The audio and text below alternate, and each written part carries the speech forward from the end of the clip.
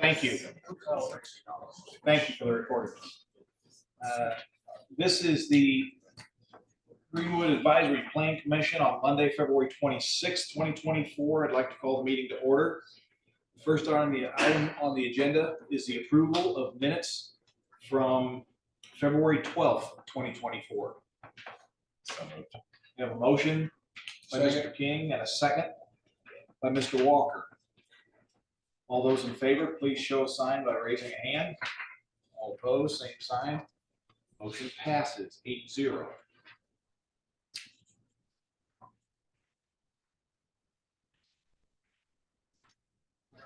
There are no special requests or continuances. Pardon? Yep, sorry, the minutes from the previous. Do you have those? I don't. I didn't know if they were. Oh, I'm sorry. added I'm or sorry. not. Do you have them? in front The of you? January 22nd have Right, been okay. distributed. I wasn't sure they were ready. Yes, this was a rather, thank you. The January 22nd meeting was a rather long meeting and we needed to defer approval of those minutes. So at this time, I would like to receive a motion for approval of the January 22nd, 2024 minutes. I'll move to approve the minutes. We have a motion by Mr. Lexi. Second. We have a second by Ms. Stanhope. All those in favor, please show sign by raising a hand. All opposed, same sign. Motion approves, and that is for the January 22nd, 2024 meeting.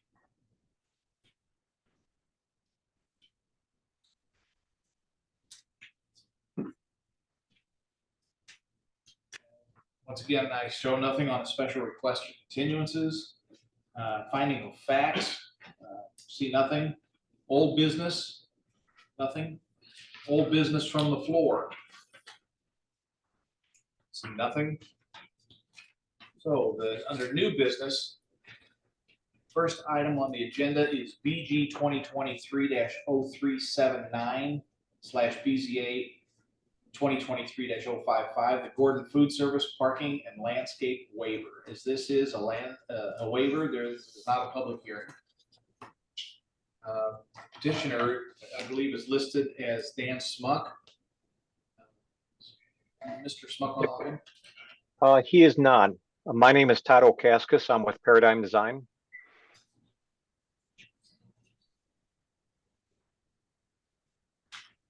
Okay, Mr. Cassis, go ahead and begin. You want to go ahead and proceed? Proceed how? If you could help me along. You have a presentation on this information you'd like to make? I don't have a presentation, other than what was submitted on the documents. Is that what you're referring to? Yes. All right, let me see if I can grab that real quick here.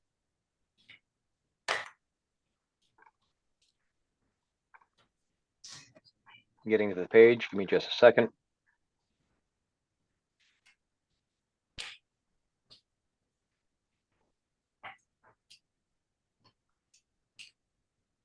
There we go. And I'm going to share now.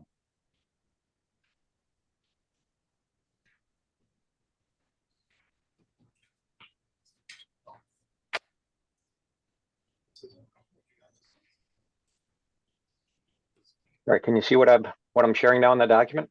Yes, we can. All right, so this is the Gordon Food Service store located in Greenwood, Indiana, in which the current zoning would have us place landscaping adjacent to the building right here where we've got this hardscape area and parking lot. And what we'd like to propose is to relocate that same square footage over to the side yard here, which would then enhance this area.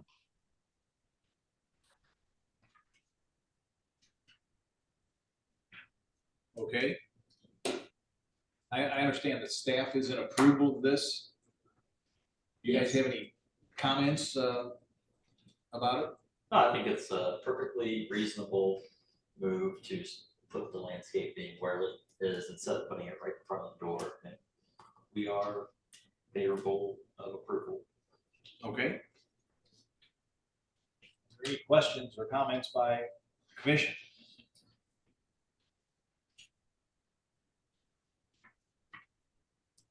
Seeing none, accept the motion.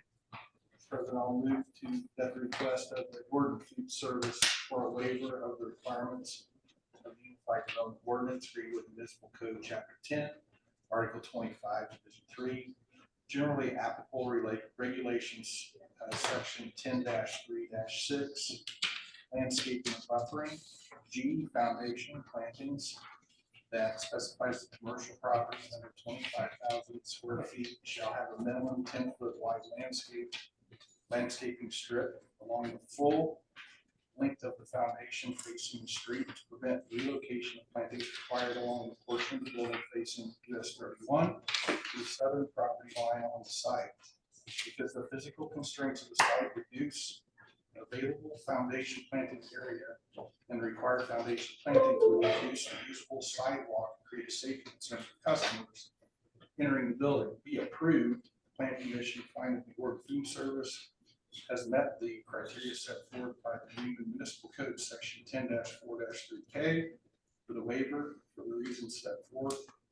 And its request for waiver as presented. We have a motion by Mr. Walker. Is there a second? Mr. Milburn?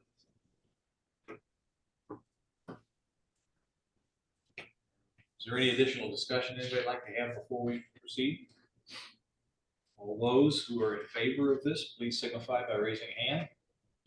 All opposed, same sign. Motion carries 8-0. Mr. Chassis, thank you very much. Thank you. Thank you. The next item on the agenda is PC 2023-076 Sage Run Primary Plat. This is a public hearing.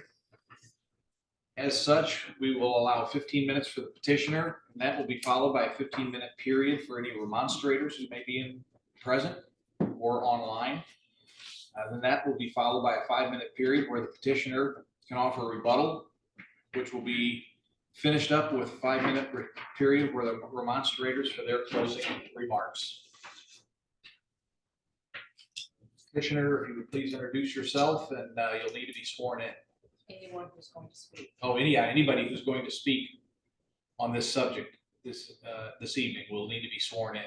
Do you swear to this perjury? As much true the best you know. Good evening, Joseph Peck with Projects Plus, 1173 Airport Parkway. Here representing Pulte Homes for their project Sage Run, which is located at approximately 1,000 North 5 Points Road. It is, there we go. It is south of County Line, sandwiched between Combs Road and 5 Points Road. It's going to be the parcel that links Sage Briar, their new development, and Ridge Top, which was approved late last year. So this development is going to be 24 acres with 55 houses or a single family residential home. So the sites have been reviewed by Greenwood Tech Review and their outside review, and they've met all the requirements and comments. Seeking approval of the primary plan. Okay, thank you. Is there anybody who wishes to speak against this? Seeing none, we'll close the public hearing. Comments or questions by either staff or commissioners? I will say on behalf of staff that the waivers have been received from the Board of Works, and staff is happy with the conditions being met. Okay.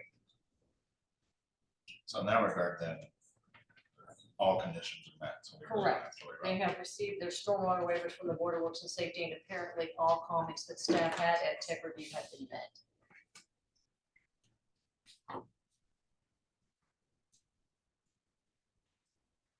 Any questions or comments by the commissioners? Seeing none.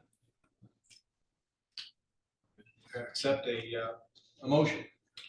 Mr. President, I move to approve the proposed primary plat of Sage Run subdivision submitted by Projects Plus on behalf of Pulte Homes of Indiana docket PC 2023-076, because the primary plat complies with the Unified Development Ordinance subdivision standards, and to direct the president to sign on the commission's behalf the notice of determination and written findings regarding the approval of the primary plat as presented by the planning director.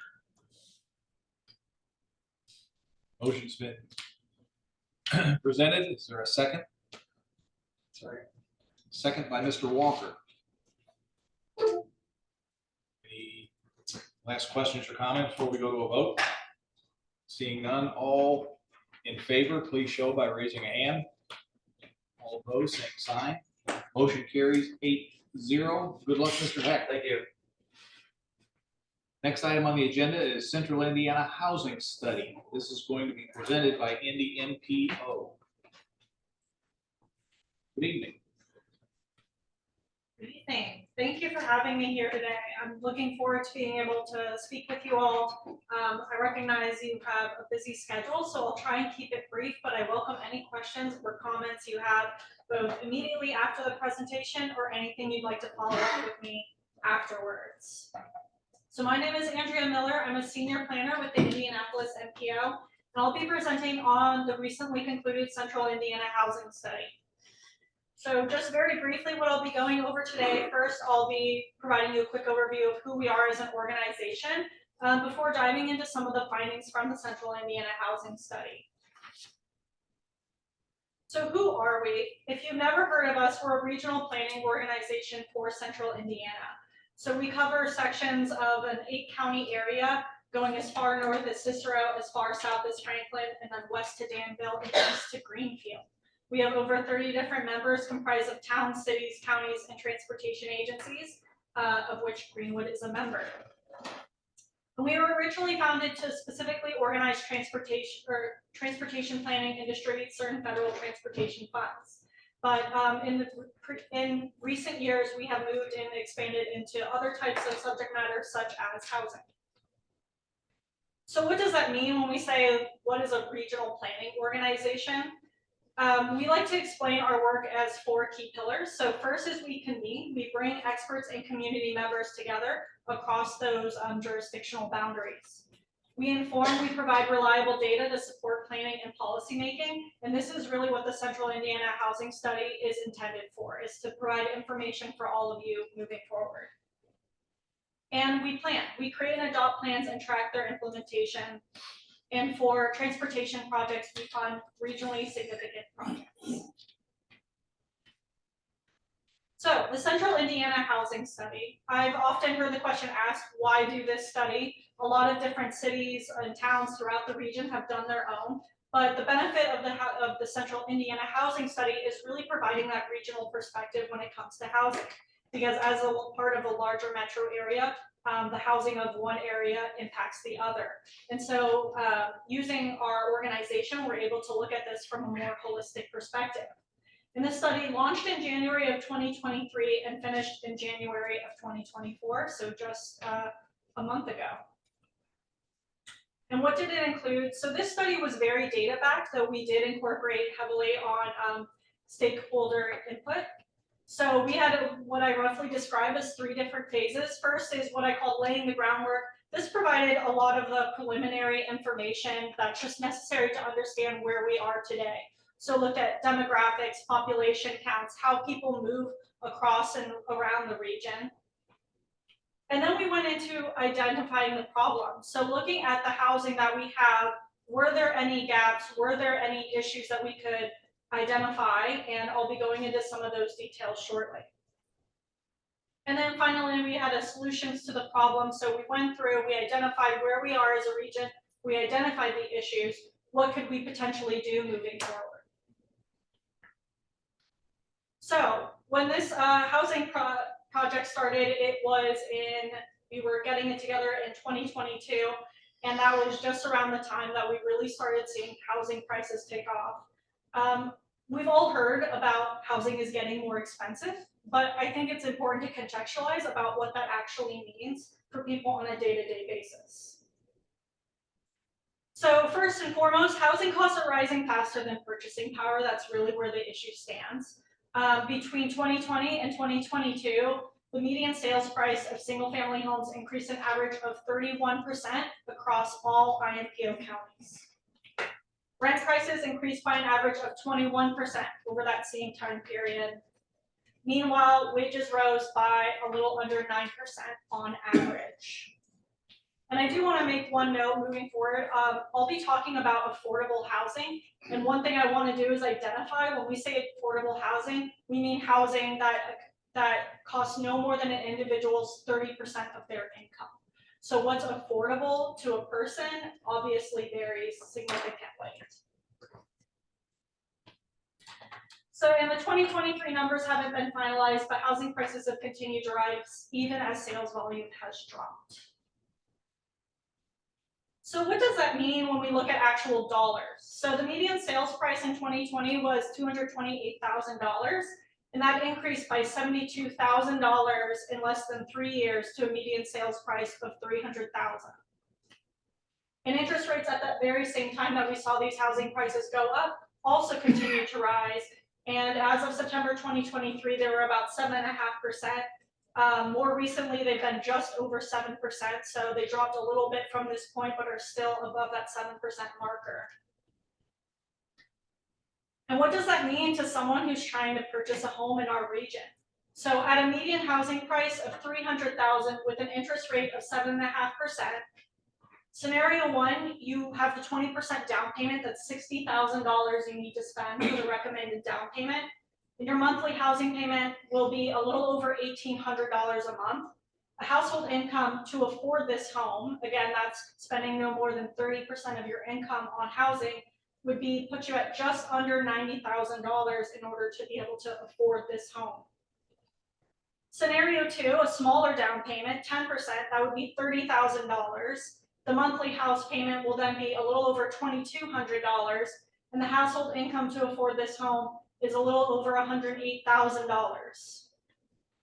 Scenario three, a 5% down payment, $15,000. Your monthly house payment will be a little over $2,300.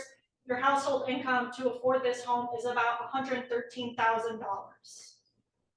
The median household income in Central Indiana today is about $73,000. So what we're currently seeing in our region is that even if you're able to save that recommended down payment, $60,000, you still would not be able to what you would consider afford a home in Central Indiana today. And perhaps unsurprisingly then, we see that the percentages of cost burden people in Central Indiana is significant. So about 61% of renters are cost burden, that is they're paying more than 30% of income, and nearly 30% are severely so. So severely means you're spending 45% or more of your income on housing, so nearly a third of renters are spending almost half or higher of their income. And this also affects homeowners. So 24% of owners are cost burden and about 9% are severely so. And at the same time that current Hoosiers here are struggling to afford their housing, we know that the region is expected to grow. We're expected to gain in population and households. So in about a decade, we're expected to add 111,000 households to the region. And our housing production needs forecast that we completed in the study estimated that we need to build an additional 42,000 housing units over the next 5 years, or roughly 8,400 per year, in order to help alleviate this issue. Why increasing unaffordability is a problem for all. So I think we can agree that these numbers for people such as first-time home buyers, people on restricted income, it's a significant problem.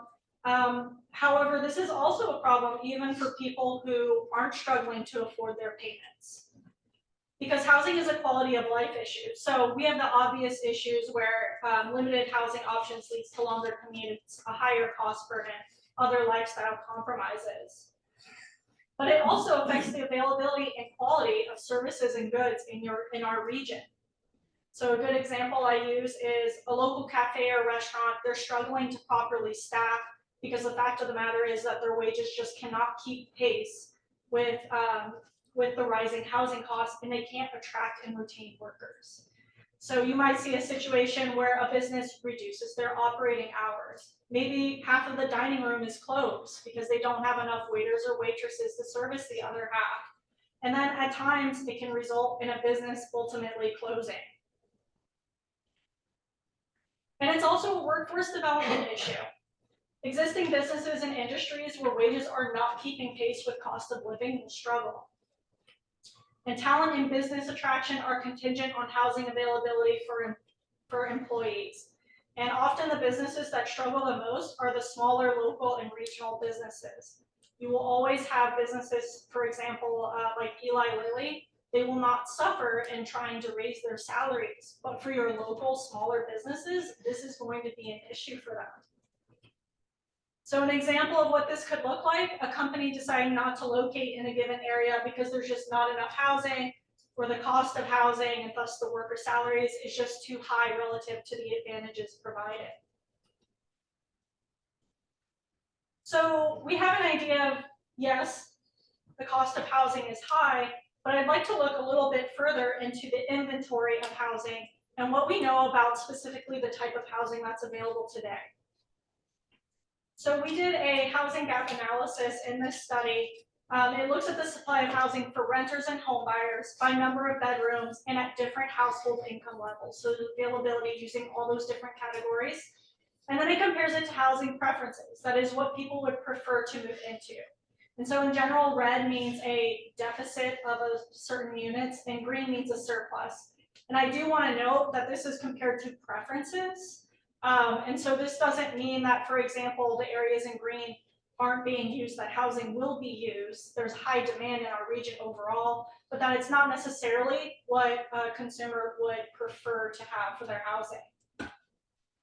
So specific findings from this housing gap analysis. First, we saw that the region does not have enough smaller ownership units. So this is 1 and 2 bedroom options. We saw this across all income levels, even people making, or households rather, making an income higher than 200,000. They still were not finding these options available to them.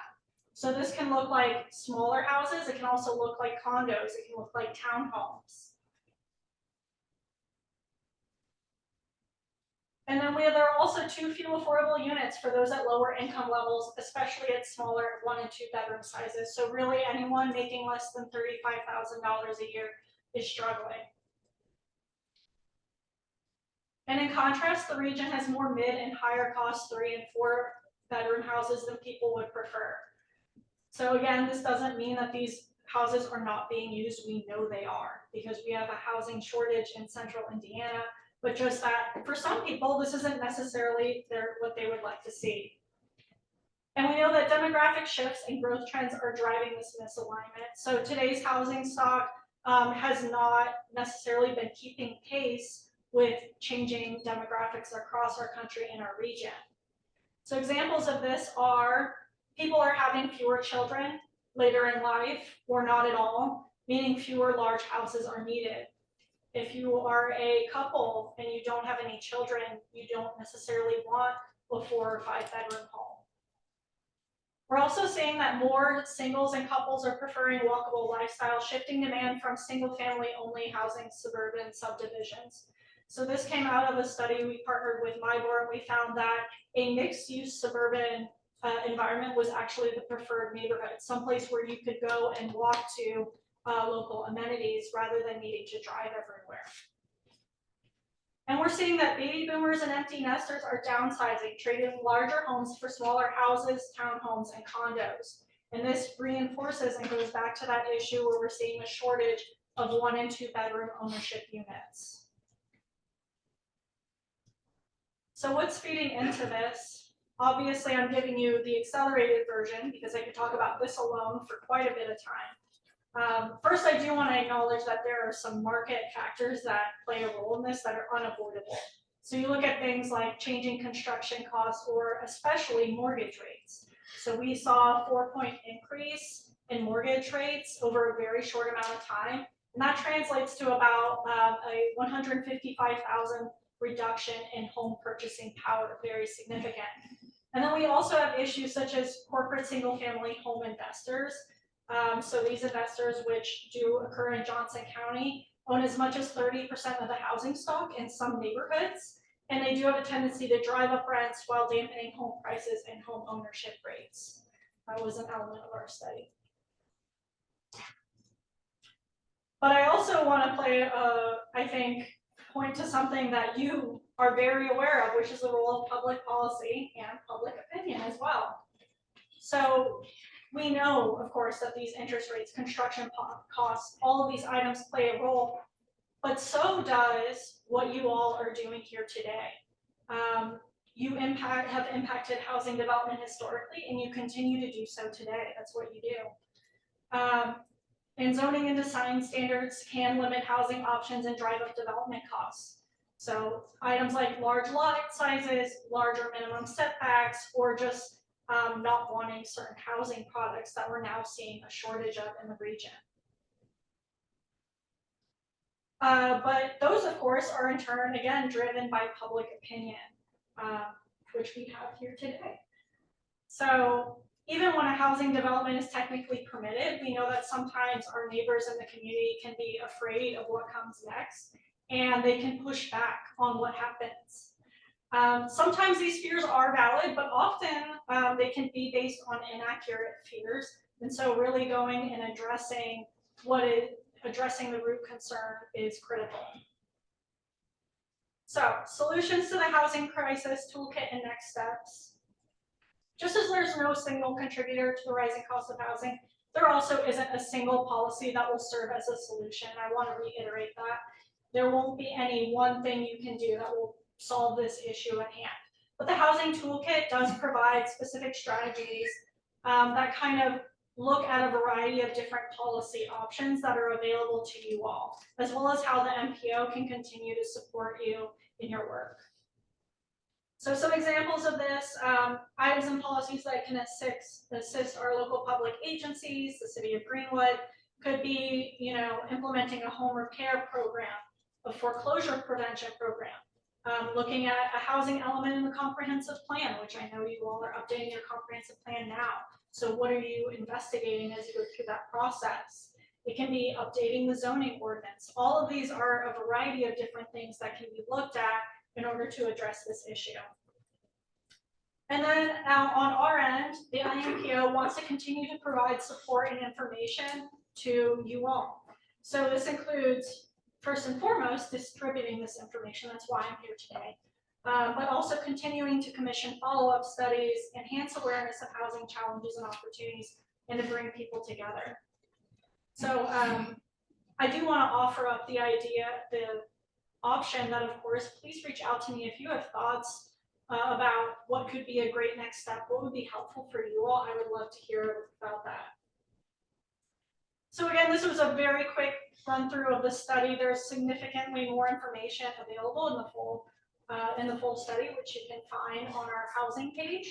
It includes information like more on jobs and migration info, additional information on those contributing factors, etc. So I appreciate all the time that you've taken with me today to listen. If you have any questions, I'd be happy to answer them now. Otherwise, I will be finished. Commissioners? I just have a question. So MPO is Marion County and contiguous counties, which is great, but sorry, turn that off, one of our typing. Do we have any data, or do you have any data for us that you can give us after this on Greenwood or Johnson County specific? We have some info that is available for Johnson County specifically. It's not for the entire study. I could go through and I can select that information from the full study and provide it to you all, but we don't have anything that's just by municipality. Okay. Because we have, not unfortunately, it's great. We have over 30 different members, but we just weren't able to, do this type of analysis for 30-something members. Sure, and you're a nonprofit organization that does this? We're a government organization, so we're technically a form of governance. Okay. Cool. Is that something that you would deliver to Mr. Nelson? And then he could distribute to us, or? Yeah, I'd be happy to send that along to you. I know Johnson County has a similar study that they'll be doing specifically on Johnson County that might get a little bit more narrowed down into Greenwood. But this is really the entire region here that they focused on. And I'm looking forward to seeing how these results contrast with the Johnson County specific. Because obviously there are nuances, though. Again, I believe in the importance of looking at us in a metro area. Who's, the county's doing their own, is that? The county is, they have consultants that are working on it, that have been, kind of overlapping the time that they've had their study ongoing. So I've been a part of a stakeholder group. So far, very similar, feedback that I've gotten, that we are short on housing in Johnson County and in the region. It's interesting though to see what types of housing we're short in and maybe how our housing stock isn't matching up with our current preferences. So is it your belief that Greenwood and Johnson County somewhat mirror what the MPO is seeing for the region? As far as a lack of housing or not being able to keep up with the population and the migration, yes, we're seeing a very large increase in the amount of single-family homes. I can speak to that specifically, that are expected to be built in Greenwood. The last 3 to 4 years, we've seen about 200 single-family home permits issued. This year, we're looking at about 450, so more than doubling the output we've been doing the last few years. But even that is well short of the numbers that the MPO and Johnson County are telling us that need to be built in the region, in the area, in Greenwood, to keep up with the demand that we're seeing. Do you think we're matching that preference sheet?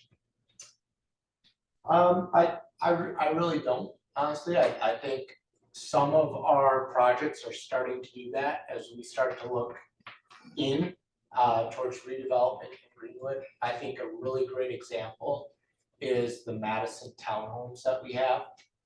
Those townhomes are the housing niche that we didn't see being met, where it's a smaller house, fewer bedrooms. I think right now, what we currently typically see is a single family subdivision, which I think there is a place for that. But I think more and more people are starting to want an environment that has some walkability aspects, maybe smaller unit size. I know I've seen that, and you could probably talk to this, the size of family versus the size of home and how that's been changing over the years doesn't always seem to make sense. And one of the things that we're, throughout this process, I didn't really go into it, but we talked to dozens of different stakeholders and different people throughout. And we're also seeing situations where people are locked into their current housing just because what they would prefer isn't available, or it just doesn't make sense financially to downsize. So I talked to someone who said, yeah, the second kid's going off to college, it'll just be me and my wife. We have a 4-bedroom house. We don't really need this 4-bedroom house, but there really isn't anything else for us to buy. So we'll be staying here. So obviously that's an anecdote, but I think the results from the study really speak to that, and showing that it's not, it just illustrates the larger issue. And to be clear, just my experience, I think there is still a demand for the single family housing that we're seeing, and that we really can't even keep up with the demand for it. I just also think we need to expand the different types of housing that we're providing. Some people, that is their dream, that is their vision, to have the large backyard with a family. It's just not everyone's vision of housing. So I don't think that, no more single family subdivisions, let's have everything be condos and villas and townhomes. I just think we are seeing more of a demand for that we're maybe not completely meeting for whatever reason. I was just really curious about Greenwood stats versus Johnson County stats, because we are very different from Nineveh and Trafalgar and Bargersville. And the housing that's available there is going to be, I think, different clearly from Greenwood and what people are interested in. So. Yeah, I'll go through and I'll select the information that's for Johnson County, but unfortunately, no, we don't have specifically Greenwood information. What's the average lag time before projects come from planning approval and then actually are built in the field? So like a year, 2 years between breaking ground and putting houses up for sale? It's got a gut feeling on that? I'd almost say, So from like primary plat, approval, like we saw tonight on Sage Run to construction, I would think 6 to 12 months. 6, 12 months. yeah, It depends, right? If they get approval in June, they're not probably, they might not, it depends on the time of year, construction season and what makes sense to start construction. We heard it last year to bring it in. And so, and sometimes just it to kind of depends. give a picture. Yeah, sometimes it depends on the developer. If you really want to go from one meeting to the next, to the next, to the next, and not sit on it, it could be much faster. Oftentimes you have them do the zone map change, wait a couple months, submit primary plat. And it's due to just the pace that they're taking the development, but I think, yeah, a year would be a accurate lag time. Yes, Sage Run had a neighbor that they had to address the issues of this proximity. And that took 4 months, maybe? That's something we see, getting utilities to run out facilities or just that's another thing that takes time. Their own financing too takes time. They have to run those projects as well too. So But such as Holly Hills, Holly Spring. Holly Springs. They sat there after everything was, all the infrastructure was in, they sat for 3 or 4 months. And once they started building, they were About built out. they were putting several houses in per week over about a 4-month period. If there are no other questions, I'll. Ms. Miller, thank you very much. Thank Very, you. very good information. Yes, please reach out if you have any additional questions. And if you send that to me, I'll be sure to forward it along to the other members, and you might be getting some emails from us. All right, great. Well, have a great evening. Thank you. Thank you. The next item on the agenda for under new business is PC 2024-005, next chapter neighborhoods annexation. This is a public hearing, so anybody who wishes to speak either in favor of this or as a remonstrator, please rise and be sworn in. You swear on perjury? That's what you do the best knowledge. Thank you. Once again, we'll start this off with 15 minutes for the petitioner, up to 15 minutes, and then we'll allow up to 15 minutes for the remonstrators. That'll be followed by 5 minutes where the petitioner will have a opportunity for rebuttal, and then 5 minutes where the remonstrators can present their closing remarks. When we have items handed out, we'll begin with petitioners. Flash drive slot. Yep, right back there.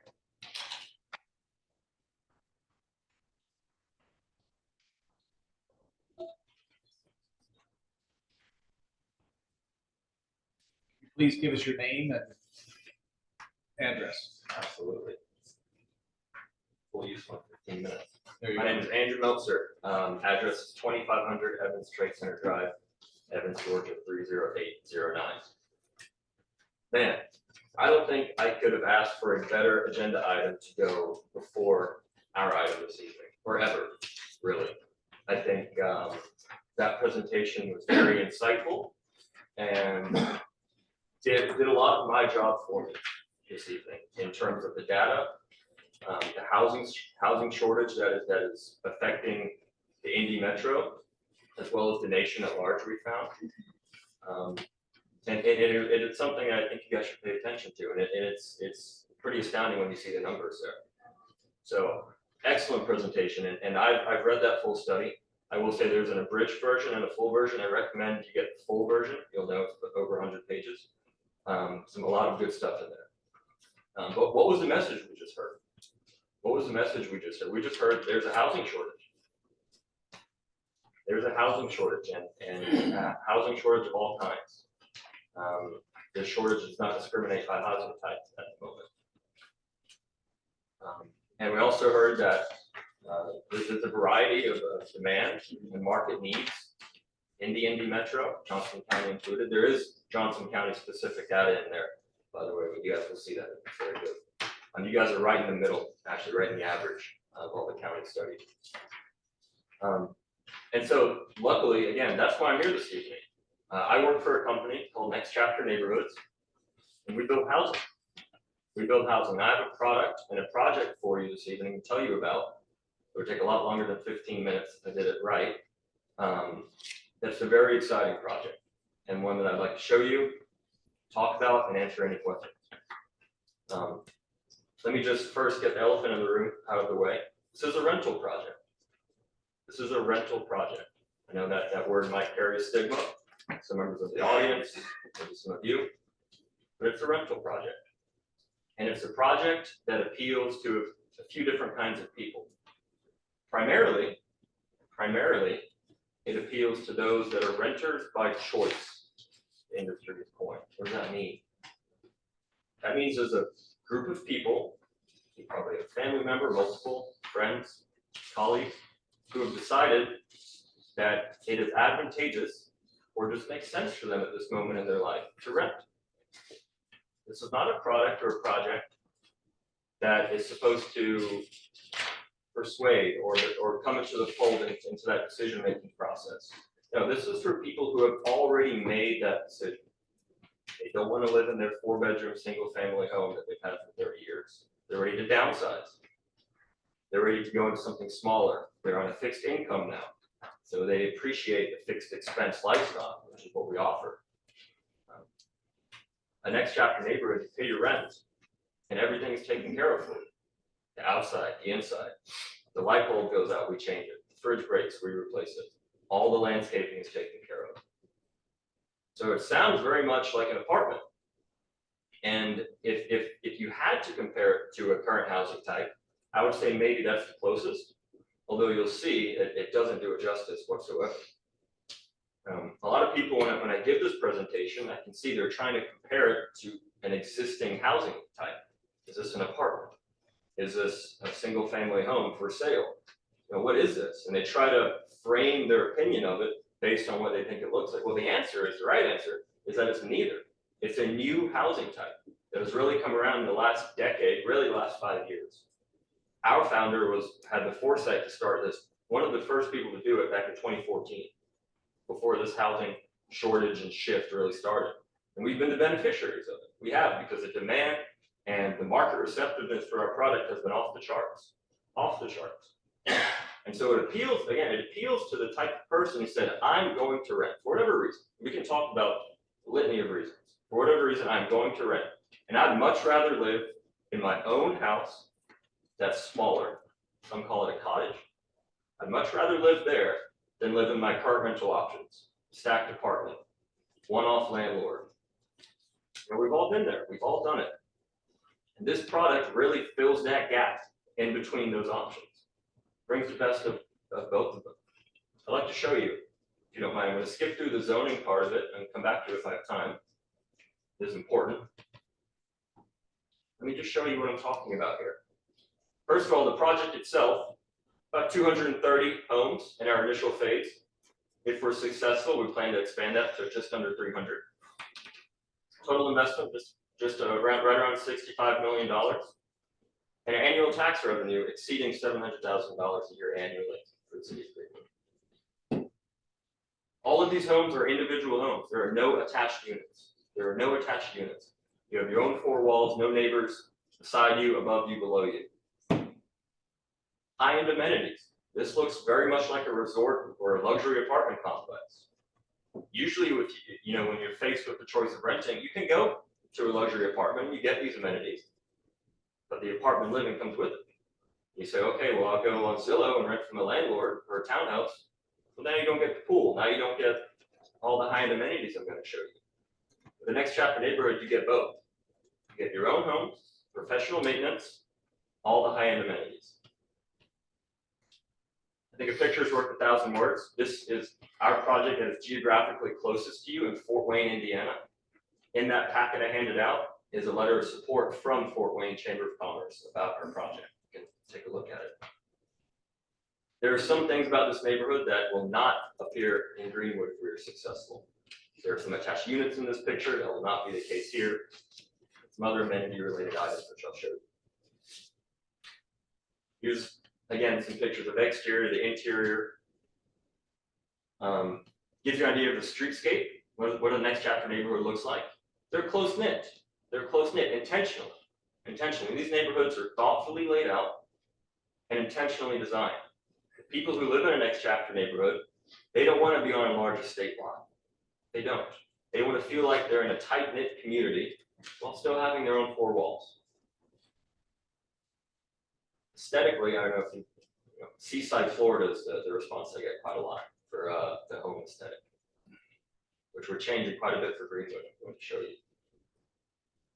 We have a few amenity pictures here I can go through. You know, clubhouse, pool, pickleball courts, bocce ball courts, walking trails.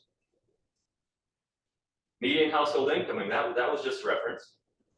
What was interesting, before I give it away, is Greenwood is right at the national average. That was a pretty cool thing I learned from this exercise, me doing this, in terms of household median income. You are the representative average city for the nation. The people who live in our Next Chapter neighborhoods, slightly above average, which we're proud of, but we're not exclusive to that. We're not exclusive to that. If you talk about affordable housing, 30% of household income, you're gonna see we are hitting that right on the pin here in Greenwood. People who live with us have a wide variety. You can imagine it can appeal to the 55 and up crowd. It appeals to my generation. For whatever reason, we don't feel like right now is the best time to buy a house. I want to buy a house, but this month, maybe this year, not so much. So where do I live? Where do I live? Stacked apartment, landlord from Zillow. You know, come live in a Next Chapter neighborhood. It's not just shelter though, and our founders drill this into me almost daily. We're not just building shelter. No, we're building a place where people live their lives. And you know, it shines through in our management of the product, in our development of the product, and the way that we really create a neighborhood. Our company tagline is building great neighborhoods for great neighbors.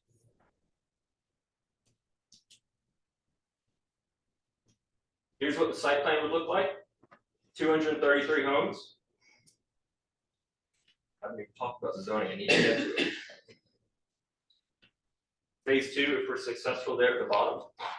I'd like to note immediately, the density that we're proposing here is right at 4.5 units per acre. Right at 4.5 units per acre, which is less, surprisingly, than some larger lot single family zoning classification. Right at 5.7 units per acre, based on minimum lot sizes. So we're taking a 65-acre piece of land, and we're not putting anywhere near the amount of units that we could or seek to get. Why? Developers would say it's a waste, you should put more units on there. We have a contrary view. We think the added amenities that we're proposing add to the value of the neighborhood more than cramming a bunch of units in there. And I'm going to go through each one. Here's the average rent breakdown. Look at them by bedroom, look at the number at the bottom right, $1,900. There's the Greenwood household median income. Follow the math, 30% of expenses, $1,884 is what the median should be spending, which is almost right nail on the head of the $1,900 that we're proposing. Density-wise, I alluded to this a minute ago, we're right at 4.5 units per acre. You can see they're sandwiched between RL and RM zoning, which are a little bit of those larger lot zoning classifications. We're seeking RA zoning in our request. I know this is about annexation, but we're seeking RA zoning, just because of some technical design criteria that bode better for a Next Chapter neighborhood. And I can talk about those. 233 homes, what that usually translates to, we've seen about you apply a 1.5 factor to that. So we're looking at about 350 people in phase 1, 45 children. which also included in that packet I gave you is a letter of support from the Clark Pleasant School District, which this would be zoned for, saying they have no concerns whatsoever with adding that amount of children to the school over the time frame that we've allotted. I'm going quickly, I'm going to be respectful of the time. Driveways we can talk about, we're gonna have to do a whole host of road improvements, which we've committed to do, and it's gonna be a result of the traffic study we have to do. Circle back to all of this. Amenities, this is, I love talking about this. Two parks. The Central Park, we're calling it, over 4 acres, the Southern Park around 3 acres, and you see everything's kind of developed around that. The main amenity area, clubhouse, pool, game lawn for movie nights, bocce ball, very resort style, pickleball courts, playgrounds, the community garden. Not my thing, but people use, I see them using it, growing tomatoes and all sorts of stuff. Over 2 miles of internal walking trails, over 2 miles. And that's in addition to the public trail we're required to do with the street improvements. It's very popular with the people who live with us, you can imagine, right? They want to be able to walk out their door, go for a walk.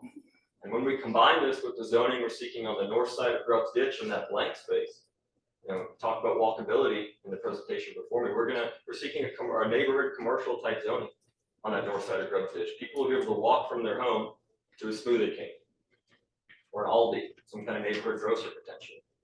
That's attractive, and that was staff's recommendation, to their credit. We weren't proposing to do that from the beginning. We wanted to do all residential. Staff came in and said, no, the future land use plan, the comprehensive plan that we're working on calls for commercial in this area.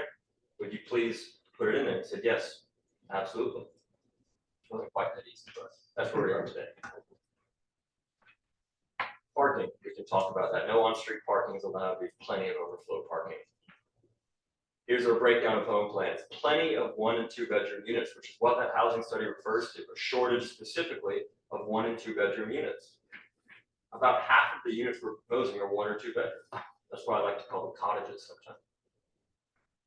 Here's an originally proposed house plan, one that we built closer to where I'm from, Savannah, Georgia. I think it's a great looking plan. We're proud of it. I love showing that thing off. But Greenwood has different requirements and exceptional standards, and we've matched it, and we've committed to matching it.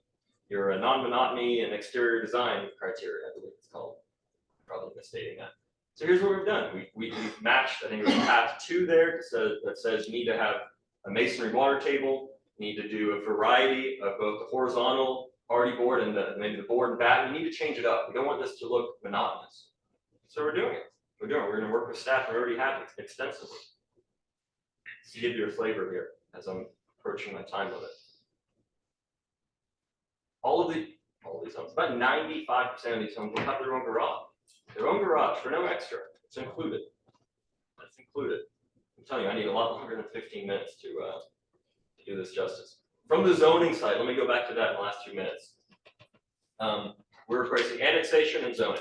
From the annexation standpoint, which is what you're concerned about this evening, we are filling in the hole in the donut. And I think it's largely non-controversial. I think all the comprehensive plans and future land use plans have called about extending Greenwood to the east. Well, we're to the east, but we're not extending. You can see we're filling in the gap there. I think from an annexation side, this makes a lot of sense. And then from the zoning side, again, seeking that commercial on the north side, that's staff's recommendation, and our RA for our next chapter neighborhood on the south side of that natural Grubbs Ditch delineation. I went quick. I could talk for a while about this stuff, but I'll save the rest of my time for the rebuttal or any Q&A. I appreciate you guys listening.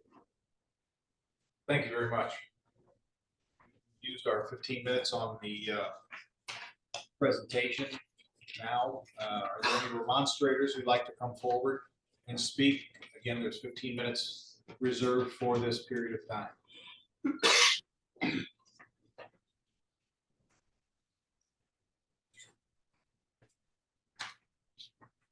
Please state your name and address.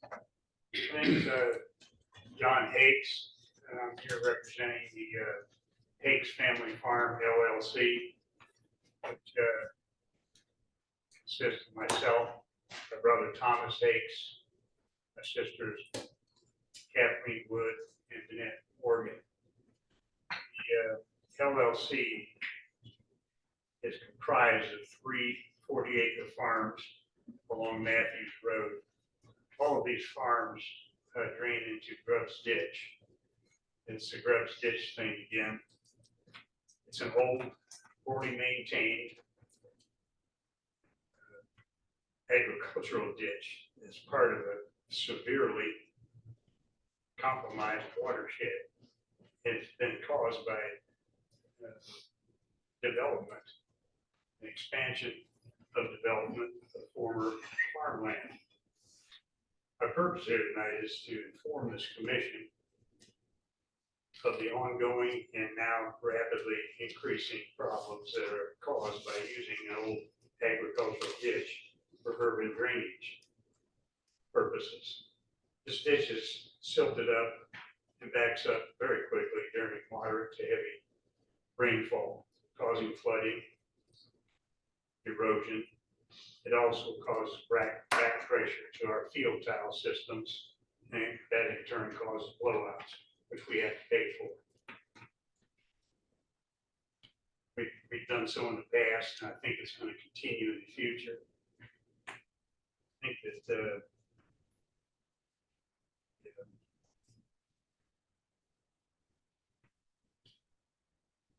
there's also crop damage in some areas along this ditch that some of the farmers further east that have farmland adjacent to that ditch. And the further east it goes, the worse it gets when you cross Franklin Road. That causes it to back up right here. Eventually it'll be right in Greenwood city limits. The next chapter neighborhood, which is the proposed land annexation, is at the western end of the Grubbs Ditch. This development will be required by the city of Greenwood to capture 90% of the rainfall of their detention ponds and then released after the event. The remaining 10% of that water goes right straight to the ditch. There are already one constructed and one large development approved, and this proposed development along this ditch.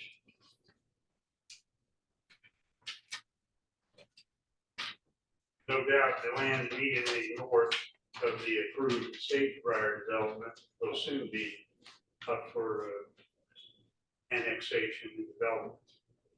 And the extra 10% of the drainage from each of these developments to an already overloaded ditch will very quickly add up. And, as these developments are completed, the problem will exacerbate very quickly. The improvement and reconstruction of these ditches and others in Johnson County and in Greenwood city limits is still years away in reality. I'm well aware of the county plans to reconstruct these ditches. This drainage problem, which is a county problem, and now it's coming to Greenwood. This drainage problem should be a major consideration for both annexation and planning purposes. As it is now, the city of Greenwood is waiting for the county to upgrade and reconstruct the ditches. The county is waiting to get the funding from new and more drainage taxes for these new housing units and developments. It's kind of a catch-up situation. I believe that time and inflation and water pretty quickly overcome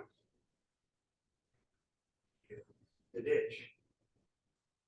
I think the thing needs to be, it's obvious, the thing needs to be started, the project needs to, the way needs to be found to start this project concurrent with the development, as opposed to a tennis match going back and forth between the county and the city. We're caught in the middle, people who live along this ditch, and the people that are suffering damage. It's pleasing to see that this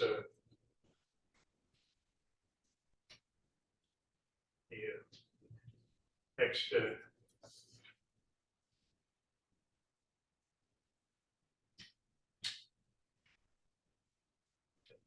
next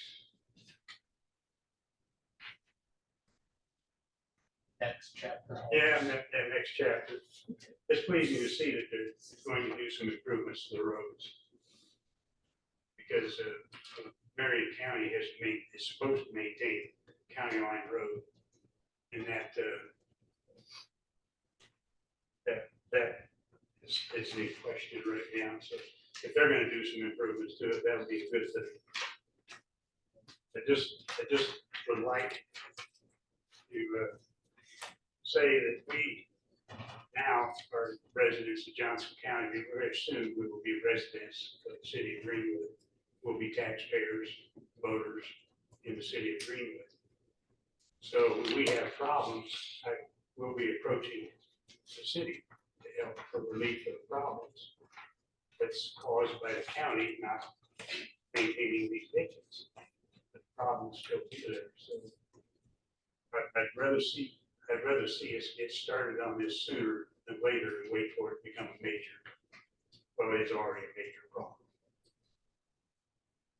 I still think it's gonna take the county commissioners, county council, city of Greenwood, the entire county working together rather than back and forth waiting. Thank you for your time. Thank you for your attention. Any of you have any questions of me? Not at this time. We're still taking testimony. Still have 8 minutes. Okay. Available. So, nobody knows me here, but I'm Sam Hartley. I'm one of the homeowners on County Line Road. In their proposed plan, they have a drive that's going directly in front of my house.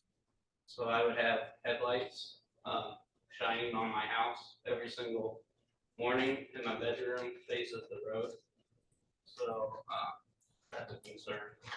But one of my big issues is you're still having a big issue with corporate owning a lot of our single family homes. So it's just like if I had rental properties. So I've got friends that are my age, and they're all stuck renting. So I would rather see homes being built that people could own, because it's a big issue in my mind to have to, people are stuck renting that want to own. And the smaller houses like they propose are good for people, but if they have to rent, then it's serving no benefit. But another issue I had was the small front businesses out front. Down by my area of County Line Road, it's all housing. There's no businesses that far down. And I've never had an issue, and I've lived in the Greenwood area my whole life. But it's a short drive to get to anything you need. But, and then another issue I've seen was they've already put a gravel drive off County Line Road, and this is our first time meeting on it. But so that's and then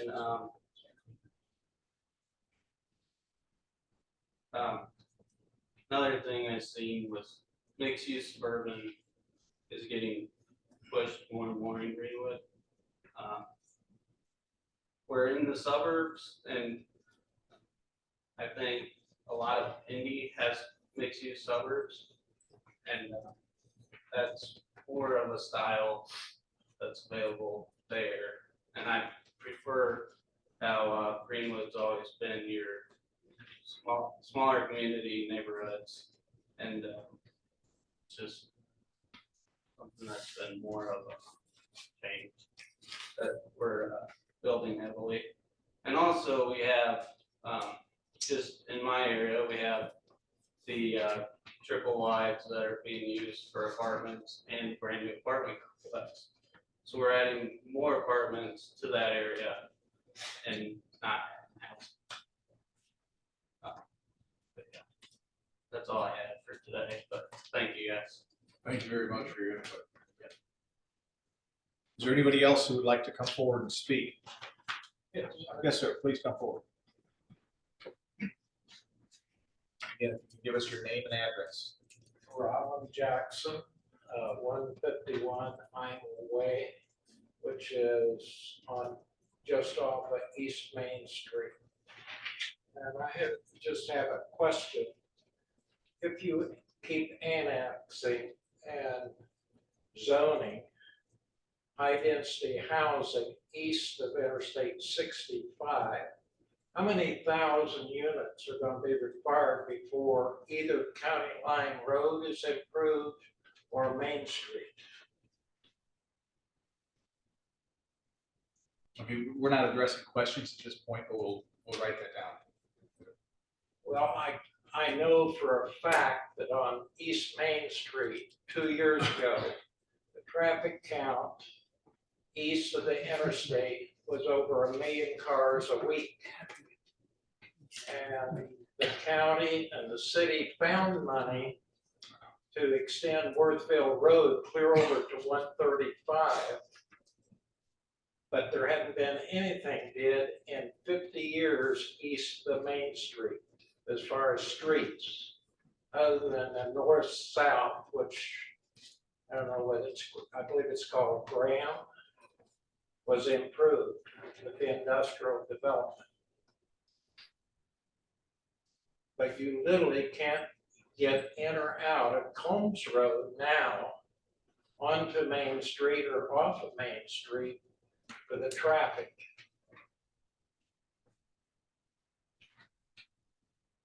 So I wondered if the county, if the city has a street improvement plan, and if so, when would we see it? That's all I have to say. Thank you very much.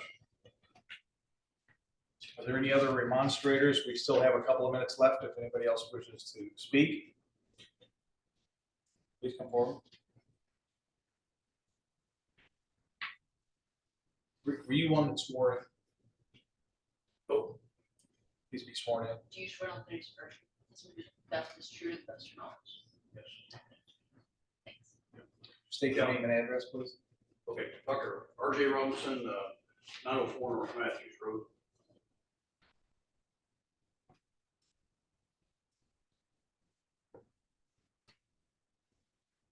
Okay, go ahead.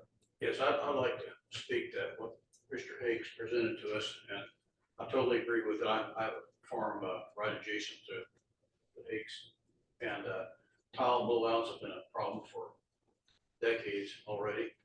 And so I hear a lot of talk, but I would like to see a study on this road ditch, a scientific study by whoever would do this, engineers, and to prove once and for all that it's going to be adequate, because it isn't. It is absolutely, it's not adequate at this point. So I hear all the talk about, from the developers, but I don't hear any plan to protect us from drainage issues. And I think it's only reasonable and moral that we get a plan, because what Mr. Higgs says is very, very true. Thank you, Dr. Robinson. Still a little more than a minute left if anybody else is interested in presenting. Seeing none, we will proceed to the petitioner. You have 5 minutes for rebuttal.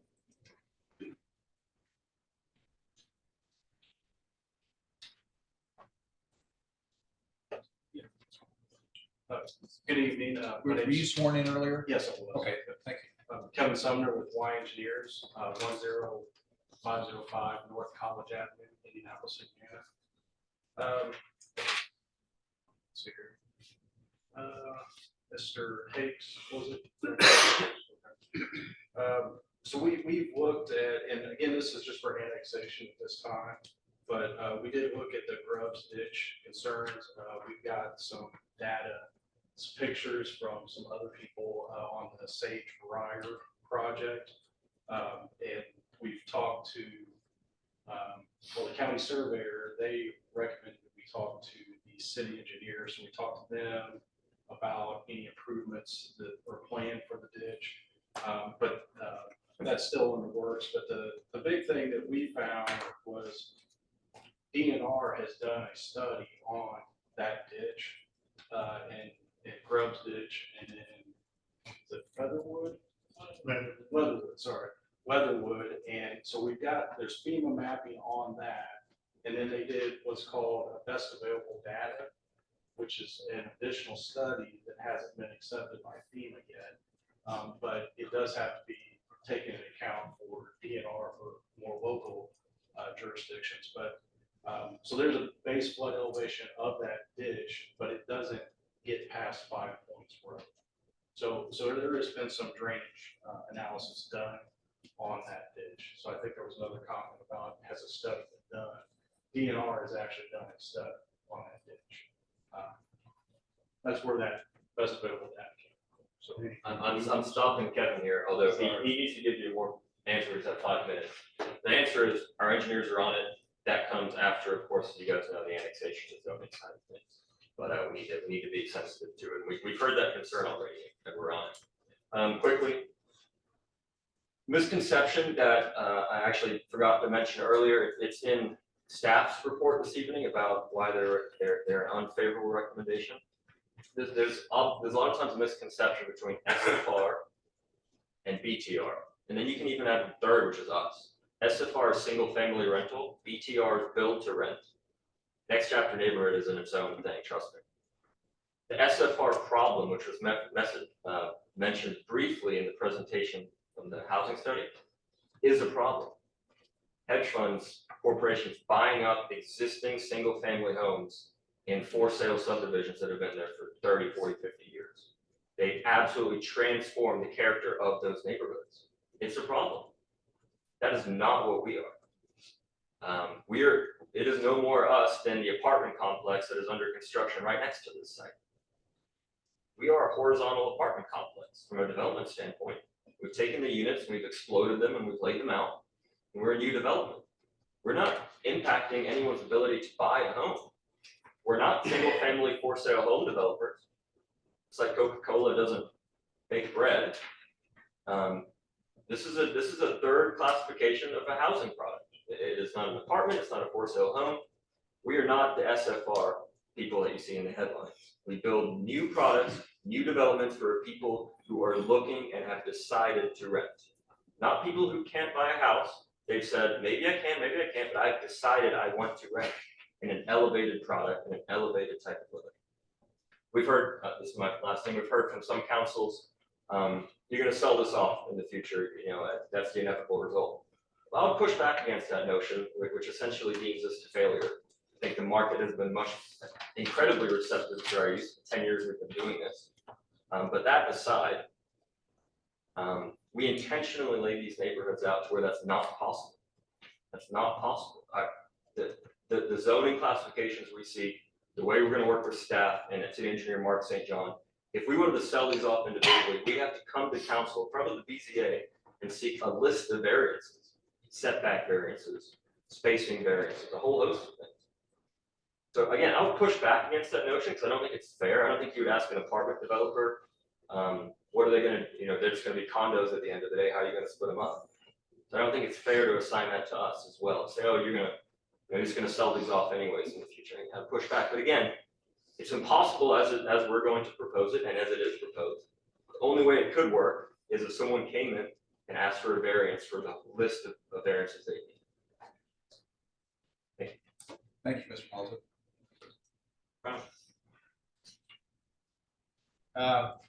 We'll now move on to the remonstrators for closing remarks. Please be mindful that there's 5 minutes allowed, so work amongst yourselves for things that need to be said.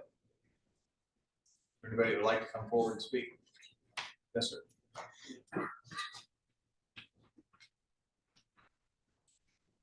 Yeah, so I would just like to mention, I didn't cover the entry on County Line Road. I think it would be better to put it on 5 points. That way it's not pointing towards anybody's houses. plant towards one of the fields on 5 points. But, I still don't see a change. If it's a big corporation owning it, you're still taking up a large plot of land to put those housing on. An apartment complex is built out where they're taking 75 acres to build their housing on. And then at the end of the day, it still is a rent. There's no shot at ownership. And I get that some people are okay with that, and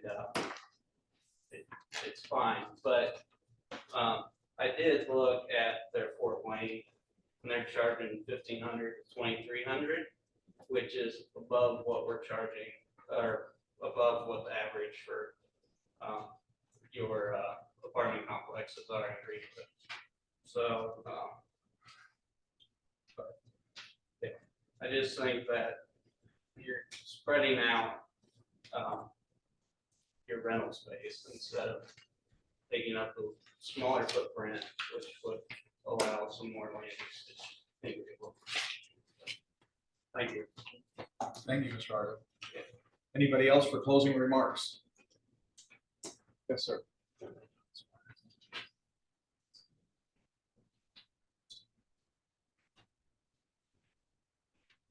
Michael Myers, 756 North 5 Points Road, Greenwood. Mr. Myers, were you sworn in earlier? I was kind of half sitting up and. Well, we'll do it. I'll make sure we get it. All right. Each rental pays perjury. That's my street about your knowledge. Thank you. I know we keep going over the traffic, but I just want to realize that we've already had a fatality on 5 Points Road. In fact, it's right in front of my house. Traffic drives, it's a 35-mile-an-hour speed limit.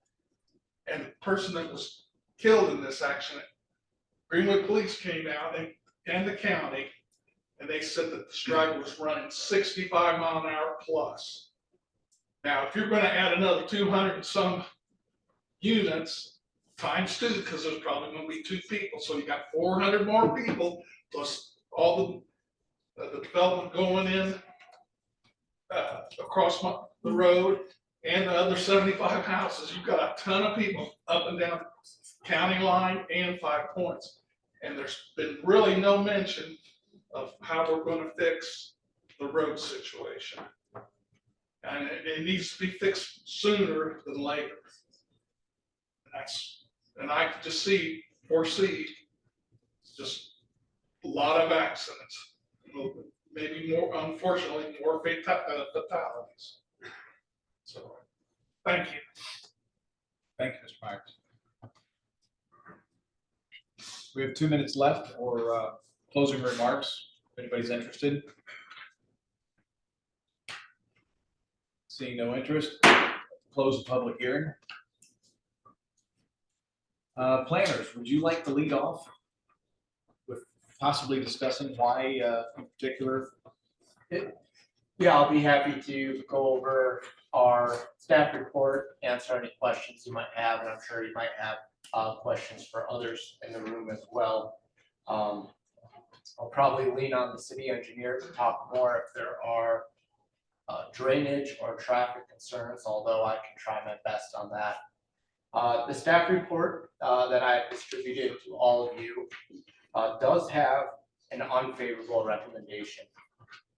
That is primarily because of the land use product that they are bringing to Greenwood or proposing to annex into Greenwood. As was mentioned, this was done in a way where once it is rental, it would be very hard to turn this into anything else. It is built on one lot, so although they appear to be single-family homes, what you have is an 80-acre area that is reserved for an all rental community. There are some concerns that staff has with an all rental community. Part of that, I think, was highlighted by the presentation we had previously today. It's funny how sometimes you can hear different things from the same presentation as maybe the applicant. So we might both have our own ways of looking at this. I did see in the MPO presentation, you had 61% of renters being cost burdened. You had rents increasing by 21% over 2 years. You had wages increasing by 9% over 2 years. When you have an all rental community with such high concentration, it kind of creates a monopoly in that area where it can manipulate the rental market. When rents are increased, it especially is harmful to people on fixed incomes that cannot keep up with the rental costs as the rents increase with the market. Another thing I'd like to kind of mention is with it being this one lot, all rental community, you cannot in the future really decide to parcel these off as homeowners, rent to own, have a mixture of homeowners. I really do think having an 80-acre area for an all rental community kind of disrupts the fabric of Greenwood, our community feel, to have such an area. The petitioner mentioned that these corporations buying up subdivisions, up to 30% of some of our subdivisions can really disrupt the fabric of the city. I think this is almost like a shortcut to getting there, where it is zoned and built as an all rental area. All rental housing stock does nothing to add houses to the market. It does nothing to increase home ownership.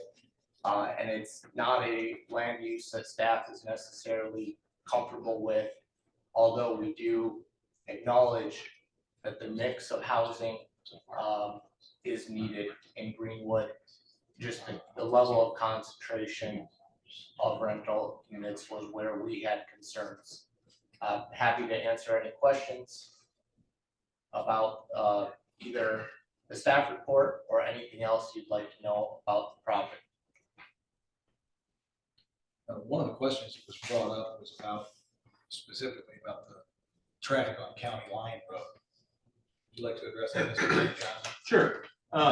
Yeah, and traffic in general, I think there was a couple questions on that. So County Line Road is the responsibility of the city of Indianapolis.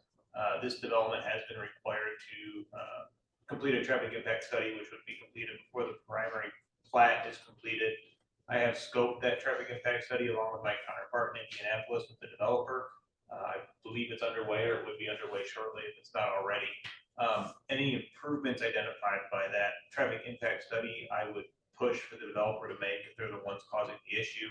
Ultimately, that decision lies with the city of Indianapolis. We can't require the developer to build, say, a roundabout at County Line and Combs if the city of Indianapolis doesn't want a roundabout at County Line and Combs. I do know the city of Indianapolis is making improvements along County Line. They have a roundabout in development for the intersection of County Line and Graham Road. I believe intersections like Combs is on their long-term list of roads that will be improved in the future. Combs and 5 Points. I don't have a timeline on when they would make those improvements. Main Street is something the city of Greenwood does control. We are aware there's a long-term need there to improve Main Street as development continues out east. To that end, we are most of the way through a corridor study for Main Street to look at what those improvements could look like in the future and what they would cost and how we could get to building out those improvements. I know the intersection of Main Street and Combs was brought up. That is an intersection we've evaluated as being a roundabout in the future. So it's just a matter of timing and funding and allocating the funds we have available to us appropriately to make something like that happen. Generally speaking, aren't roundabouts constructed with the use of federal funds? They can be if they're at the right intersections. They have to be at functionally classified intersections, which I believe Main Street and Combs Road is. So it'd be a matter of applying for that federal funding. Thank you. Yes. I would also like to just talk about the drainage ditch as well too that was discussed here today. The Grubbs ditch is a legal drain. It is the responsibility of the Johnson County surveyor. This developer, this development, should actually probably, well, they will discharge less water to that ditch when they're developed than it does currently as a farm field, because they'll be meeting our requirements for detention and water quality.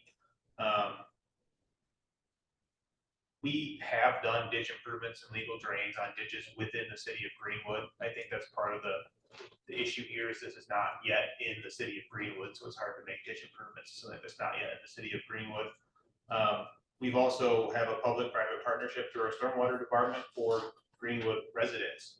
So if you have issues with stormwater on your private property, we do have a program to help address those concerns as well too. But again, that is for residents in Greenwood. Yeah, happy to answer any questions you might have on infrastructure. One thing, I think I heard what you said, that a legal drain, even if this land is annexed by the city of Greenwood, would still be the responsibility of Johnson County. That's correct. It would still fall under the jurisdiction of the surveyor. Just want to make sure that was clear to everybody. I have some questions for clarification and then a few follow-ups, so feel free to stop me. Okay, on the document given by next chapter, it said 233 single-family rental homes, but then in the proposal it says 296. So that's a big difference for me. And then when you answer that, 45? Should I just do these off as you go? Yeah. 233 is at phase 1. Okay. 233 is what we're proposing. If we're receptive, 100% occupancy, then we'd like to leave room to get that 296 line. It's still within the 80.9 acres. Yeah, but small clarification, it's not 80 acres. Remember, it's the southern side of Grove's Ditch, so it's 65 acres. The north side is commercial, that's staff's recommendation. Okay, we didn't touch on commercial much. Yeah, let's do it. What do you want to put in there? Well, it's the neighborhood commercial type zoning for Greenwood called commercial small. And it's just that it's intended to a small grocer, right? Some kind of small node where people don't have to drive across the interstate to go to. The short answer, the real answer, we have no plans. Again, purely commercial zoning dictated to us by your future land use map. That's it. We're trying to follow that as best as possible. We have no plans for it. And actually, there's a giant gas line easement that runs through it. That's a blanket easement that renders it as it sits today undevelopable. So we're gonna have to deal with that first, but future land use map is the answer. Probably parcel it out, sell it. That's what we'd likely have. Yeah, what often happens if there is a land use that maybe is not their expertise, they would zone it and it would be sold to someone else to develop. I don't think they have any commercial ventures that they are themselves pursuing. Part of that is our feedback from the future land use map and the comprehensive plan that is ongoing, which I encourage you guys to be a part of on Thursday, if you are able to make it, where we do talk about our future land use map. Part of what we've heard in the eastern area is that we don't have a lot of commercial amenities, grocery stores, coffee shops, restaurants, etc., for the residents who live there or possibly the future residents who may be living there. So I know we hear differing opinions. I encourage you also to attend on Thursday. It's at the public library to share your thoughts on maybe the style of development you would like to see out east in Greenwood.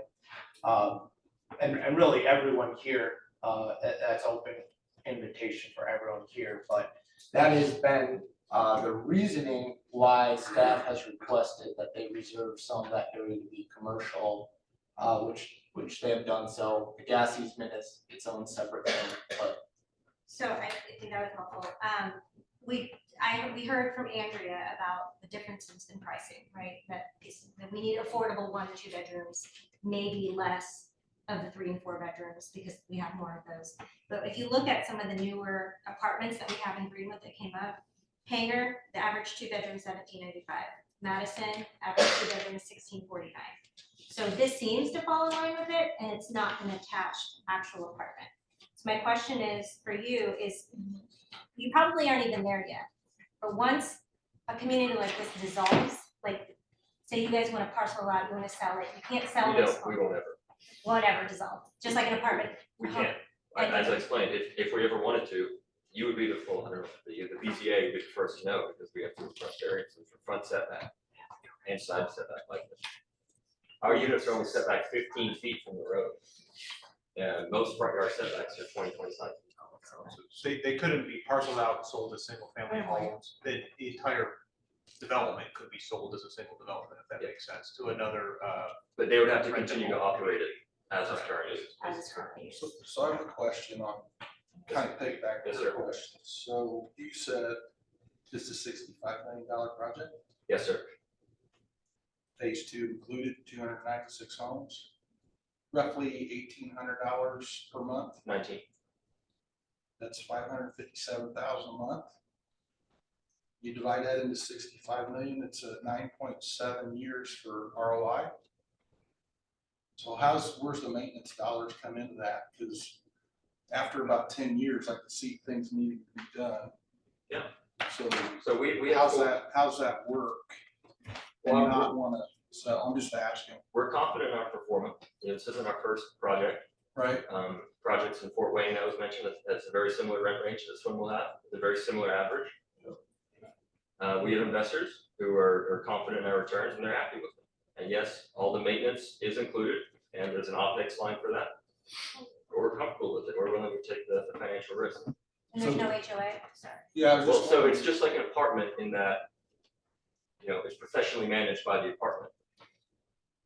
Normally, people are looking for 3 to 4 years.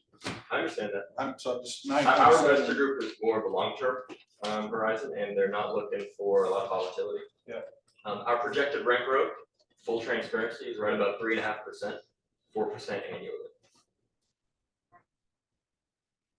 Expenses are right around 2.5%. Seems tight.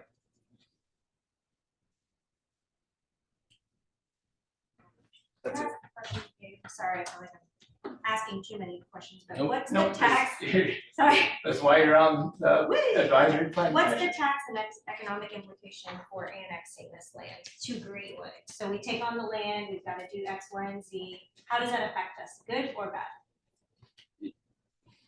In the grand scheme of things, and I do have Kevin here who has some expertise, he assisted in the fiscal report.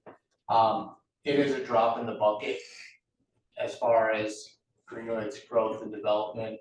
It would be like any other subdivision that we get coming through plan commission, through zoning.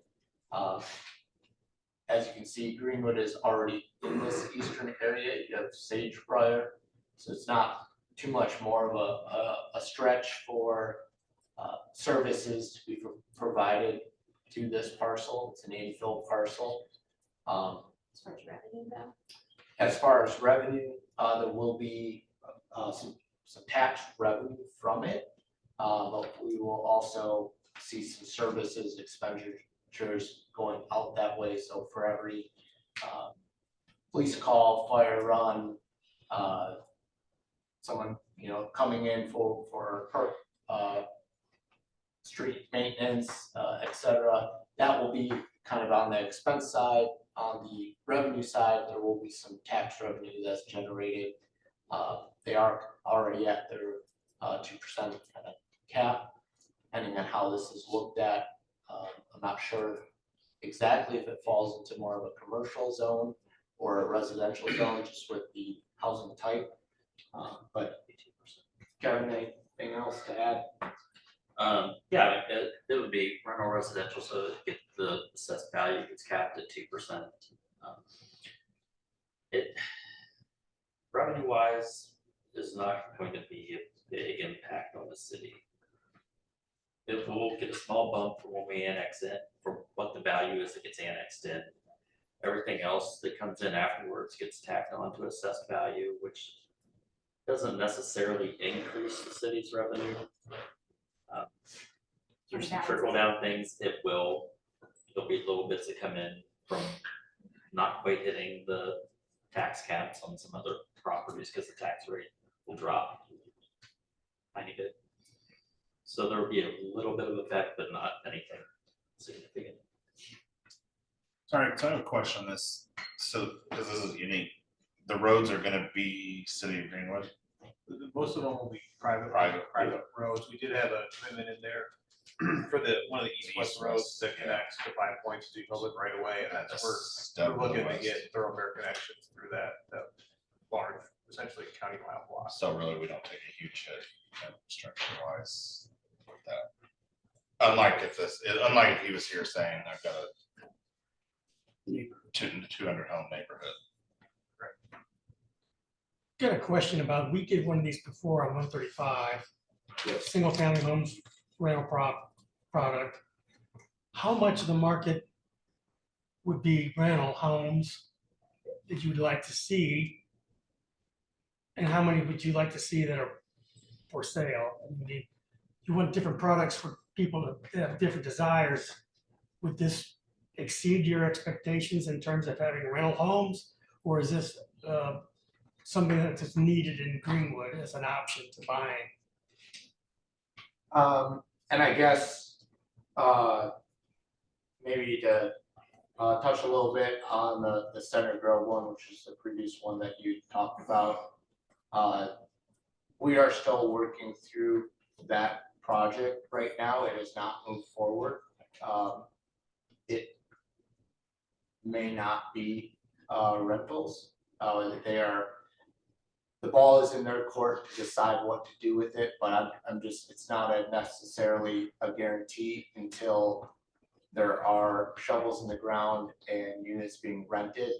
So even if we approve it here, there are many things it has to go through before it can be counted as stock in Greenwood, I guess is what I'm trying to say. Sure. I guess when I look at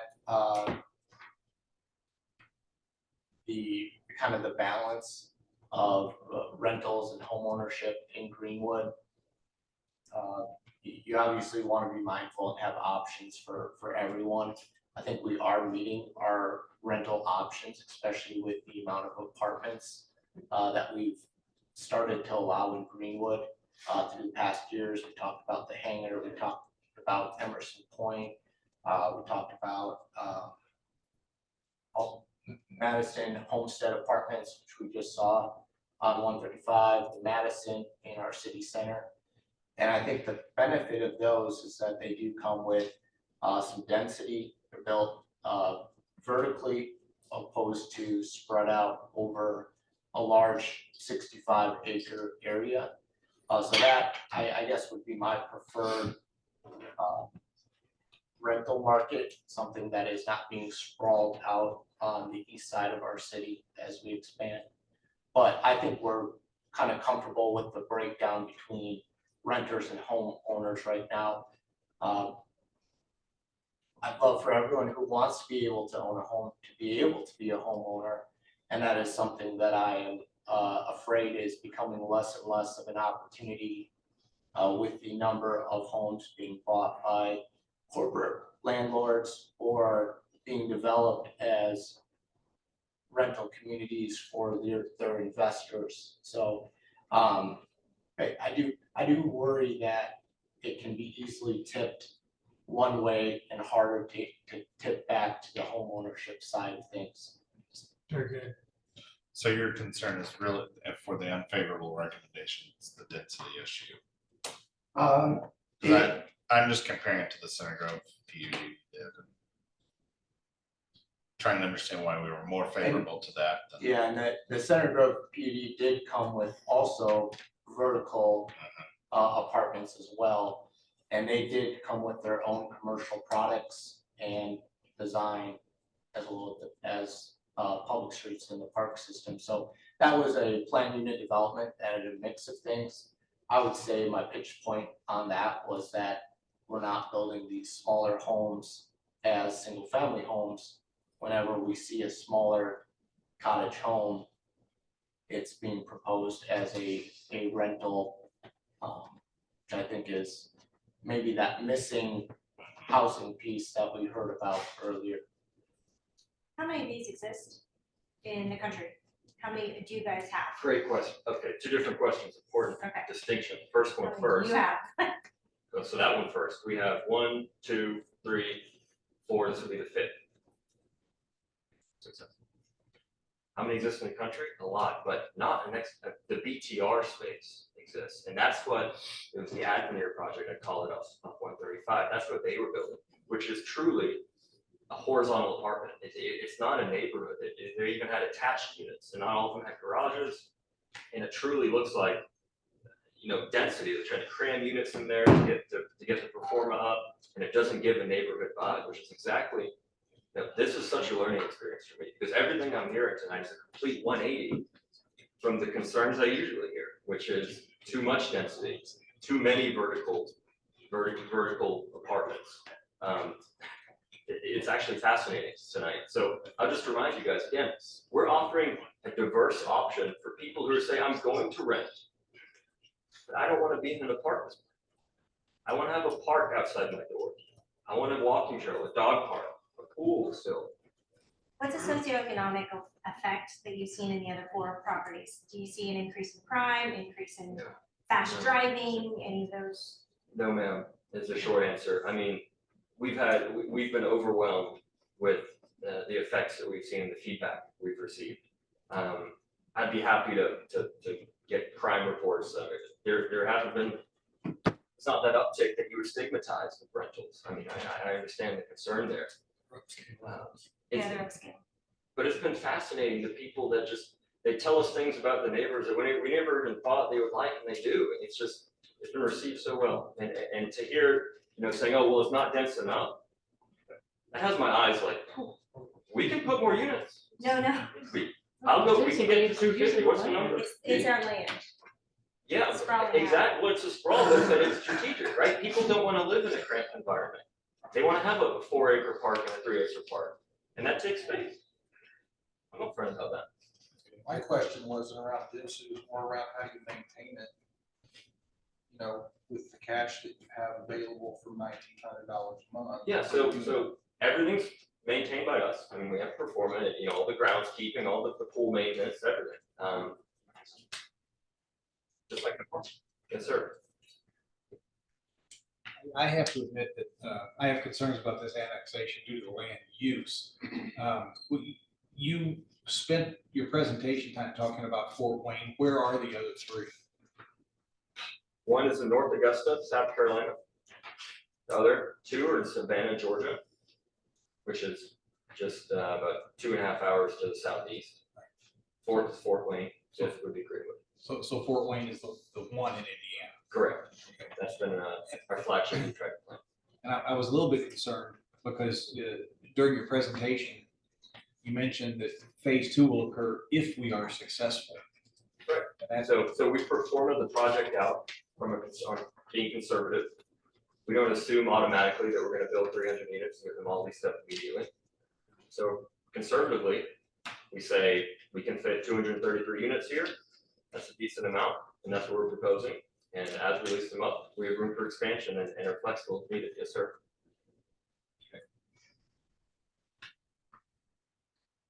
Procedural question. Is the annex and the zoning tied together? I was actually gonna get to that. You make a recommendation, the way our ordinance is written, petitions for annexation are usually filed with the legislative body. Those are filed with the planning commission, who conducts the public hearing to give a recommendation as to whether or not it should be annexed and as to the zoning. So you could either do a motion on the whole petition because you agree with the CS and the RA and annexing it. That's one way to do it. I make the following recommendation: favorable, unfavorable, no recommendation on the petition as presented. Or you could say, I want to make a recommendation favorable, unfavorable, no recommendation as to annexing it. And then you could also say, and a recommendation as to the proposed zoning, favorable, unfavorable, or no recommendation. And you can't, this one, the 2 zoning types are tied together, so we Well, can't. or you could say, You can I'm do all okay with 3. CS, but I want to give favorable to the CS proposal. I want to give unfavorable to the RA. So you I can do just, the whole you know, package, you those can are do, options that you can do. Yeah, there's like 3 different ways to do it. for this to go. So we can look at it from the whole thing, make a recommendation, we can parcel it out one way for annexation, another for both zones, or we can do 1, 2, 3. And so that those of you who are lay people that don't understand the statutory process, the advisory plan commission is advisory. They will make a recommendation to the common council. We're favorable to this, and we're favorable to one or the other of the zonings or both of them. And it's your common council who will make the final decision whether to annex this and zone it. And the public hearing for that has been advertised for Monday, March the 4th. So next Monday should be the first reading and public hearing on the annexation ordinance by the common council, who will be making the final decision on this. I don't have any questions, but I like the project. I like the one on 135 as well. I think we need more housing options in Greenwood. We saw the study that was presented prior to this. Not everybody wants to own a 4-bedroom home. Some people do want to downsize and rent. Some people want to rent a home instead of an apartment. Some of the negative things we've heard about corporations owning single-family residences and renting them are most tend to be sporadically placed within subdivisions. I live in Brandywine. We probably have 3 or 4 homes that are rentals. People don't like the rentals because they're not maintained as well as the surrounding homes. I get that. But it seems to me that in a development where one landlord owned all of the rentals, they would all be maintained better than what we see when a corporation owns one rental in Greenwood, Indiana. They don't have a property manager on site. They don't have a maintenance man on site. They don't have a landscaping crew on site like this will have. I also like the commercial aspect of this project. If you think about what happens to all of us on a Saturday or Sunday when we're heading out to do our business, we're all heading to either 31 or 135. And a lot of the traffic problems because we all have to go to the same places to go do our grocery shopping. Currently, there's nothing out east to give people options or to let people who live east stay east to do their grocery shopping. I think that the commercial area in this, commercial zoning in this area would be ideal to allow people who live out that way to have options other than heading all the way to 31 to do their shopping.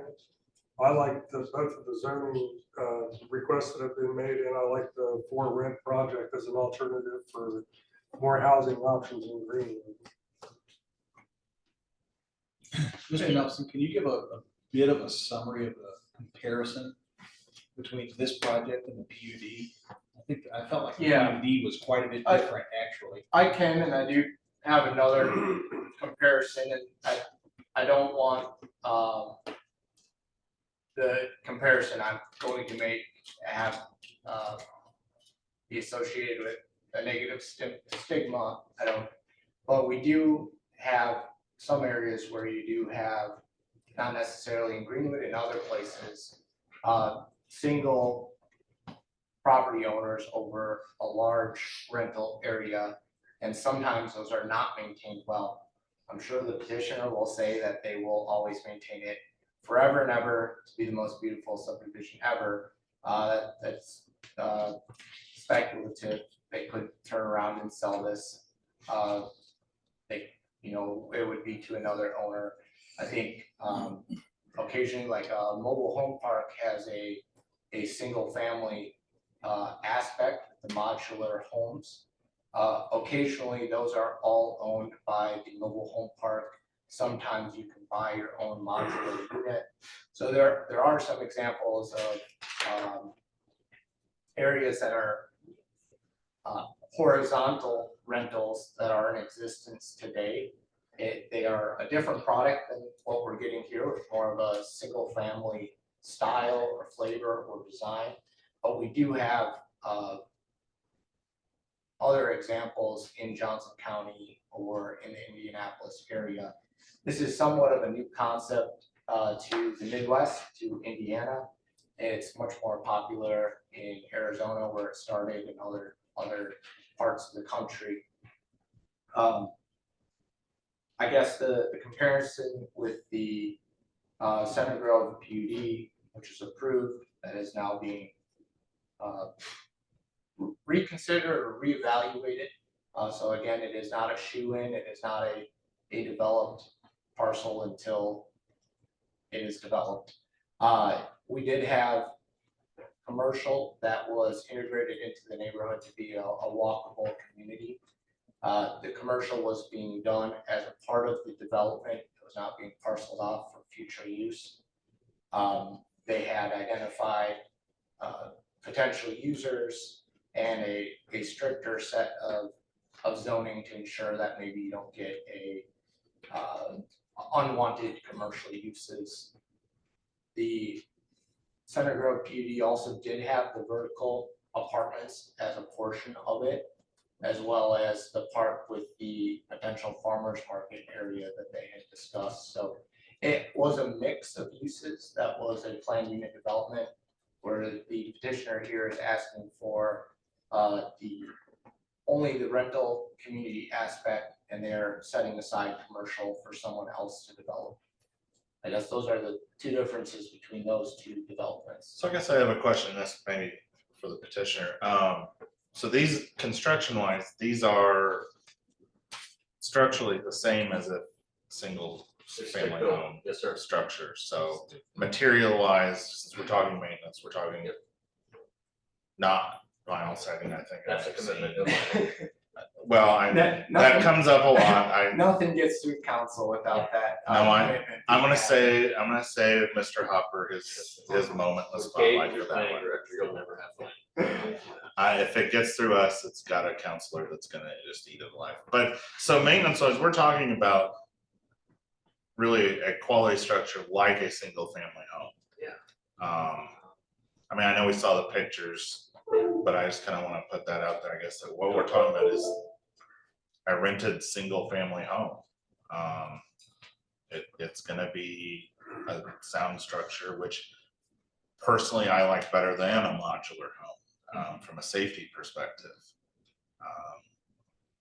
This is Indiana. Things blow around a lot.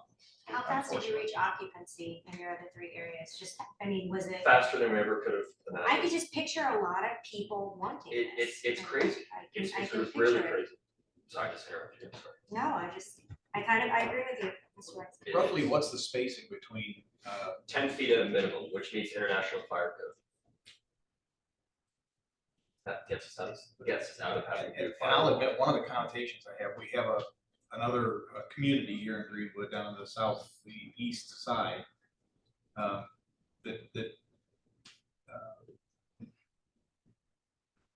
look is different, but the narrowness of the lots, it leads me to the negative connotation. I think one thing different about this development too is the no on-street parking. In a lot of the zero lot line neighborhoods, the problem as I see it when I drive through is there are just cars everywhere, it seems like. I mean, the neighborhood he's talking about just had a house fire, and I applaud the Greenwood Fire Department for getting their equipment on that with the street parking. To me, this is appealing that they've got these parking lots basically strategically placed. Overflow spot. I like the idea that it is one controlled, it's not Brandywine with, could be 4 different rental owners. If they have a problem with somebody, there's one contact for them to deal with. I mean, I see a lot more advantages to this than Just like an apartment. if they were trying to buy up houses throughout the city. And the drainage issue could be addressed, will be addressed, it will get better, just like Yeah, the Walker it- Farm situation. And really, just to save you the question for all future developments in Greenwood do need to meet our runoff rates. They're most likely all going to be a vast improvement from sheet draining tiles. We have detention ponds, retention ponds, release rates, engineered plans that are gonna be going into anything that would develop this 80 acres if it were to be annexed into Greenwood. So really with any product we get, it is likely going to improve the drainage issues out east or anywhere in the city, just because our standards are higher than they ever have been in the past. I just wanted to make sure. remonstrators need that too. No, This definitely. situation. Mark, do we need to commit them to anything with the proximity to that ditch and talking to the surveyor and county drainage board? I know we have in the past out there, Because they're discharging to a legal drain, they will have to obtain Johnson County Drainage Board approval, so. so we really don't need to commit it. I will say now, just because I didn't mention it earlier, you mentioned commitments. Staff has suggested 6 commitments with our staff report. If you were to choose to be favorable, we would encourage you to consider our 6 proposed conditions. Or, I'm sorry, commitments. We struggle with that, that's all right, I get you. I frustrated Shauna by interchanging those words occasionally. We're just keeping her on her toes. One commitment that's not on there, but we are offering is a 50% discount to a police officer. I believe I've seen mentioned also flock camera. That's on there. Attached right into the, Yes, sir. It's on. so really that would make it 8. If we went that route.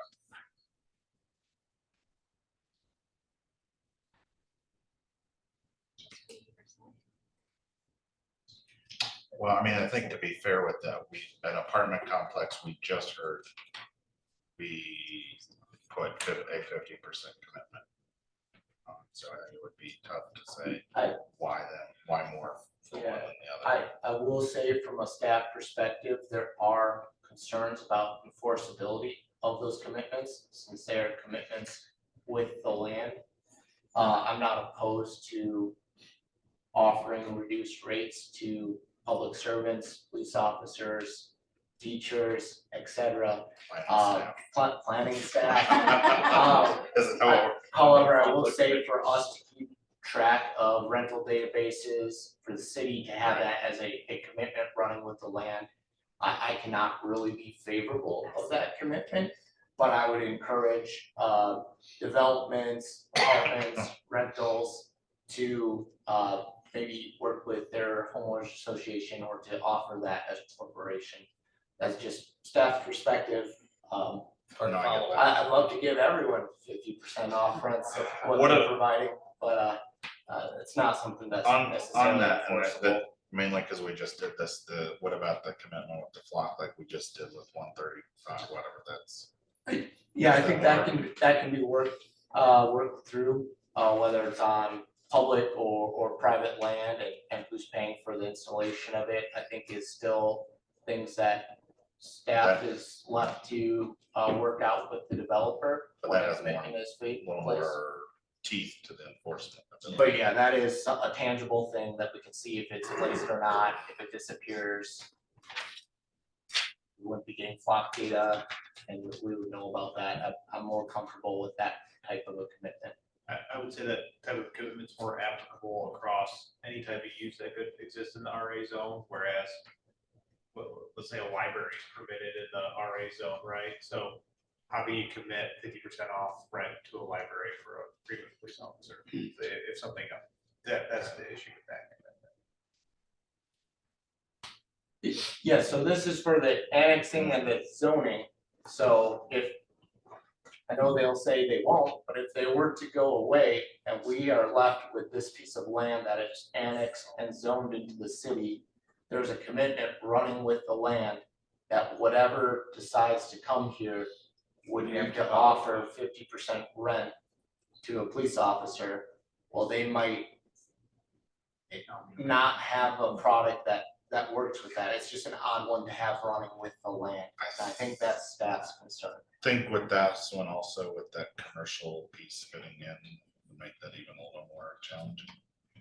You know, something that's all residential, that zoning, that could be, I think, a little bit easier, but they could sell their parcel, but this is tied to the commercial as well, if we put that commitment on there. Yes. You get into a real muddy area.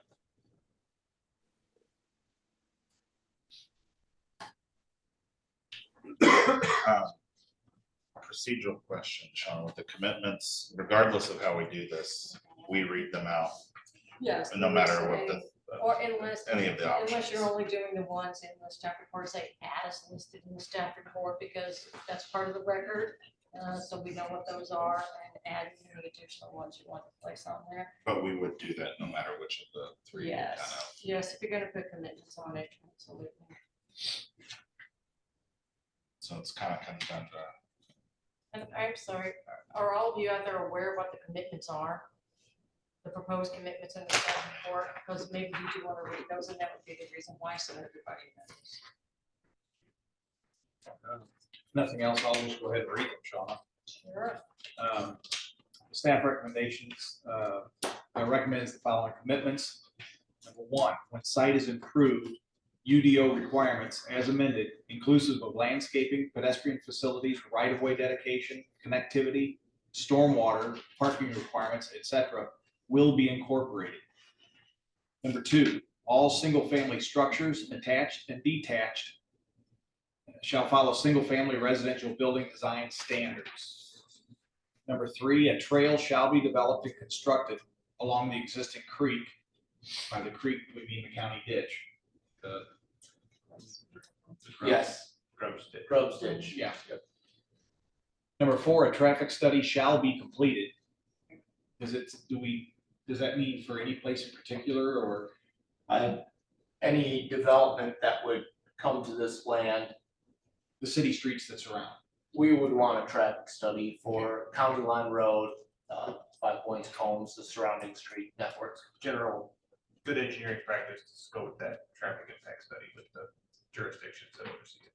Number five, the proposed east-west road through the center of the property shall be public right-of-way and have connection to both 5 Points Road and the stub to the west property line. Number six, road improvements shall be completed in coordination with the city engineer.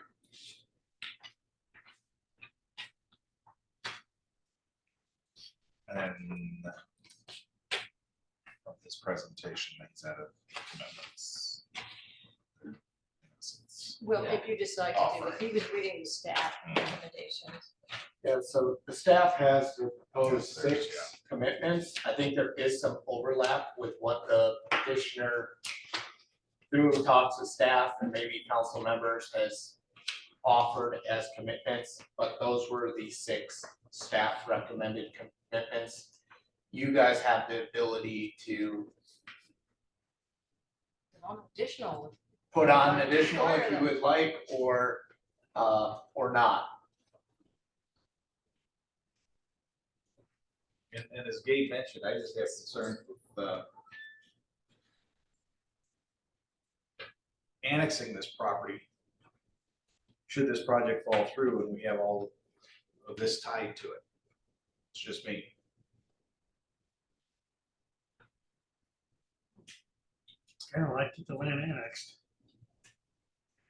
I mean, there's some of it that, I mean, especially their commitments, city's commitments, I would say should be tied to it. I mean, whatever goes there, we need to know traffic wise, what's gonna happen. We know we need connectivity because just to its west, there's gonna be development that it needs to connect through. And like Mark said, we want thoroughfares. It's kind of an area, corner of the city that would need it really. So the city commitments, I don't have a problem with any of those. The offered ones would be, I like the idea of offering a discount to a Greenwood police officer. I also see the enforceability side of that as problematic. The flock camera, I don't have as much of a problem with attaching it because it's something tangible we can measure. We are seeing the value they bring to our police department. So if this would end up falling through and becoming all commercial, they're still valuable. So I wouldn't have a problem with that one being tied to this, even if the project fell through. The rest, I mean, the traffic study we've covered, collaboration with city engineers team, that's already kind of covered. So I think the only one that I would see us really adding, or maybe 2, the vinyl siding, the flock camera. Yeah, I've got a list of the first 6 that Mr. Shell read. And then my 7th is vinyl siding will be prohibited, and number 8 is the ordinance coordination of the installation of the flock camera. Yeah, I mean, those would be the only ones I would tie to this. And we could state residential dwelling will be offered to the police officer, or public safety professional. Like, if there's a residential dwelling, tied to the land. Like, if there's not a residential dwelling, there's nothing to be offered. On those ditches, the county surveyor has jurisdiction over those right now, but if the annex in that area, then he's probably gonna surrender those to the city of Greenwood. No, he maintains even the legal ditches that are currently in Greenwood. So even if we have a development that's happening completely in Greenwood's jurisdiction, if it is in a legal ditch or feeds into a legal ditch or a legal drain, I should say, they also have to go to the county for approval, and they have to work with the county surveyor. They would, in essence, be in two jurisdictions, his legal ditch jurisdiction, where he works with them.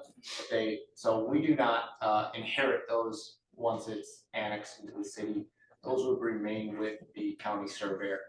Example would be the Enders Housers. Yes, correct.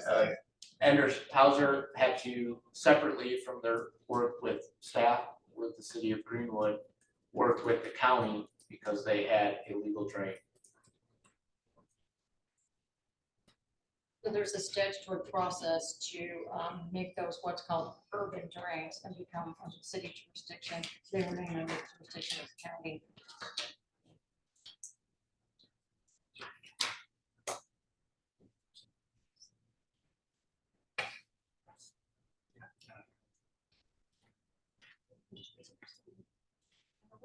Are you ready to end Yeah, are there discussion and any- are there entertain any a more- motion, or? Salient comments? Seeing none, I'll entertain a motion. There's a lot of options on the table, so. Didn't hear whatever. I'll just, Mr. President, I move that the petition for annexation of approximately 80.9 acres located on the southwest corner of East County Line Road and North 5 Points Road, which is contiguous to the city of Greenwood, Johnson County, Indiana, as set forth therein, receive a favorable recommendation from this commission to the Greenwood Common Council, however, including the 6 staff commitments and vinyl siding to be prohibited, 1 residential dwelling unit to be offered to the police or public safety officer living on site with at least 50% reduced monthly rent, 1 flock safety camera or similar to be installed within the residential area. And I do agree that a traffic study should be performed for the development. Section 1. Right, I think so, yeah, that is out of the 6. And that the same be certified for the Greenwood Common Council in the form presented. We have a motion by Ms. Stambaugh. Is there a second? Second. There's a second by Mr. Alexi. Any last questions or comments before we take a vote? All those in favor of this motion, please show a sign by raising a hand.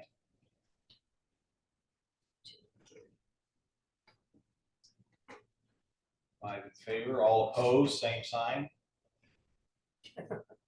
Motion carries 5-3. Thank you. Yes, just so the general audience knows, it's a 9-person plan commission, and it requires 5 votes, one way or the other, to pass or to fail. So since we got 5 votes, it does pass, even with the absentee member.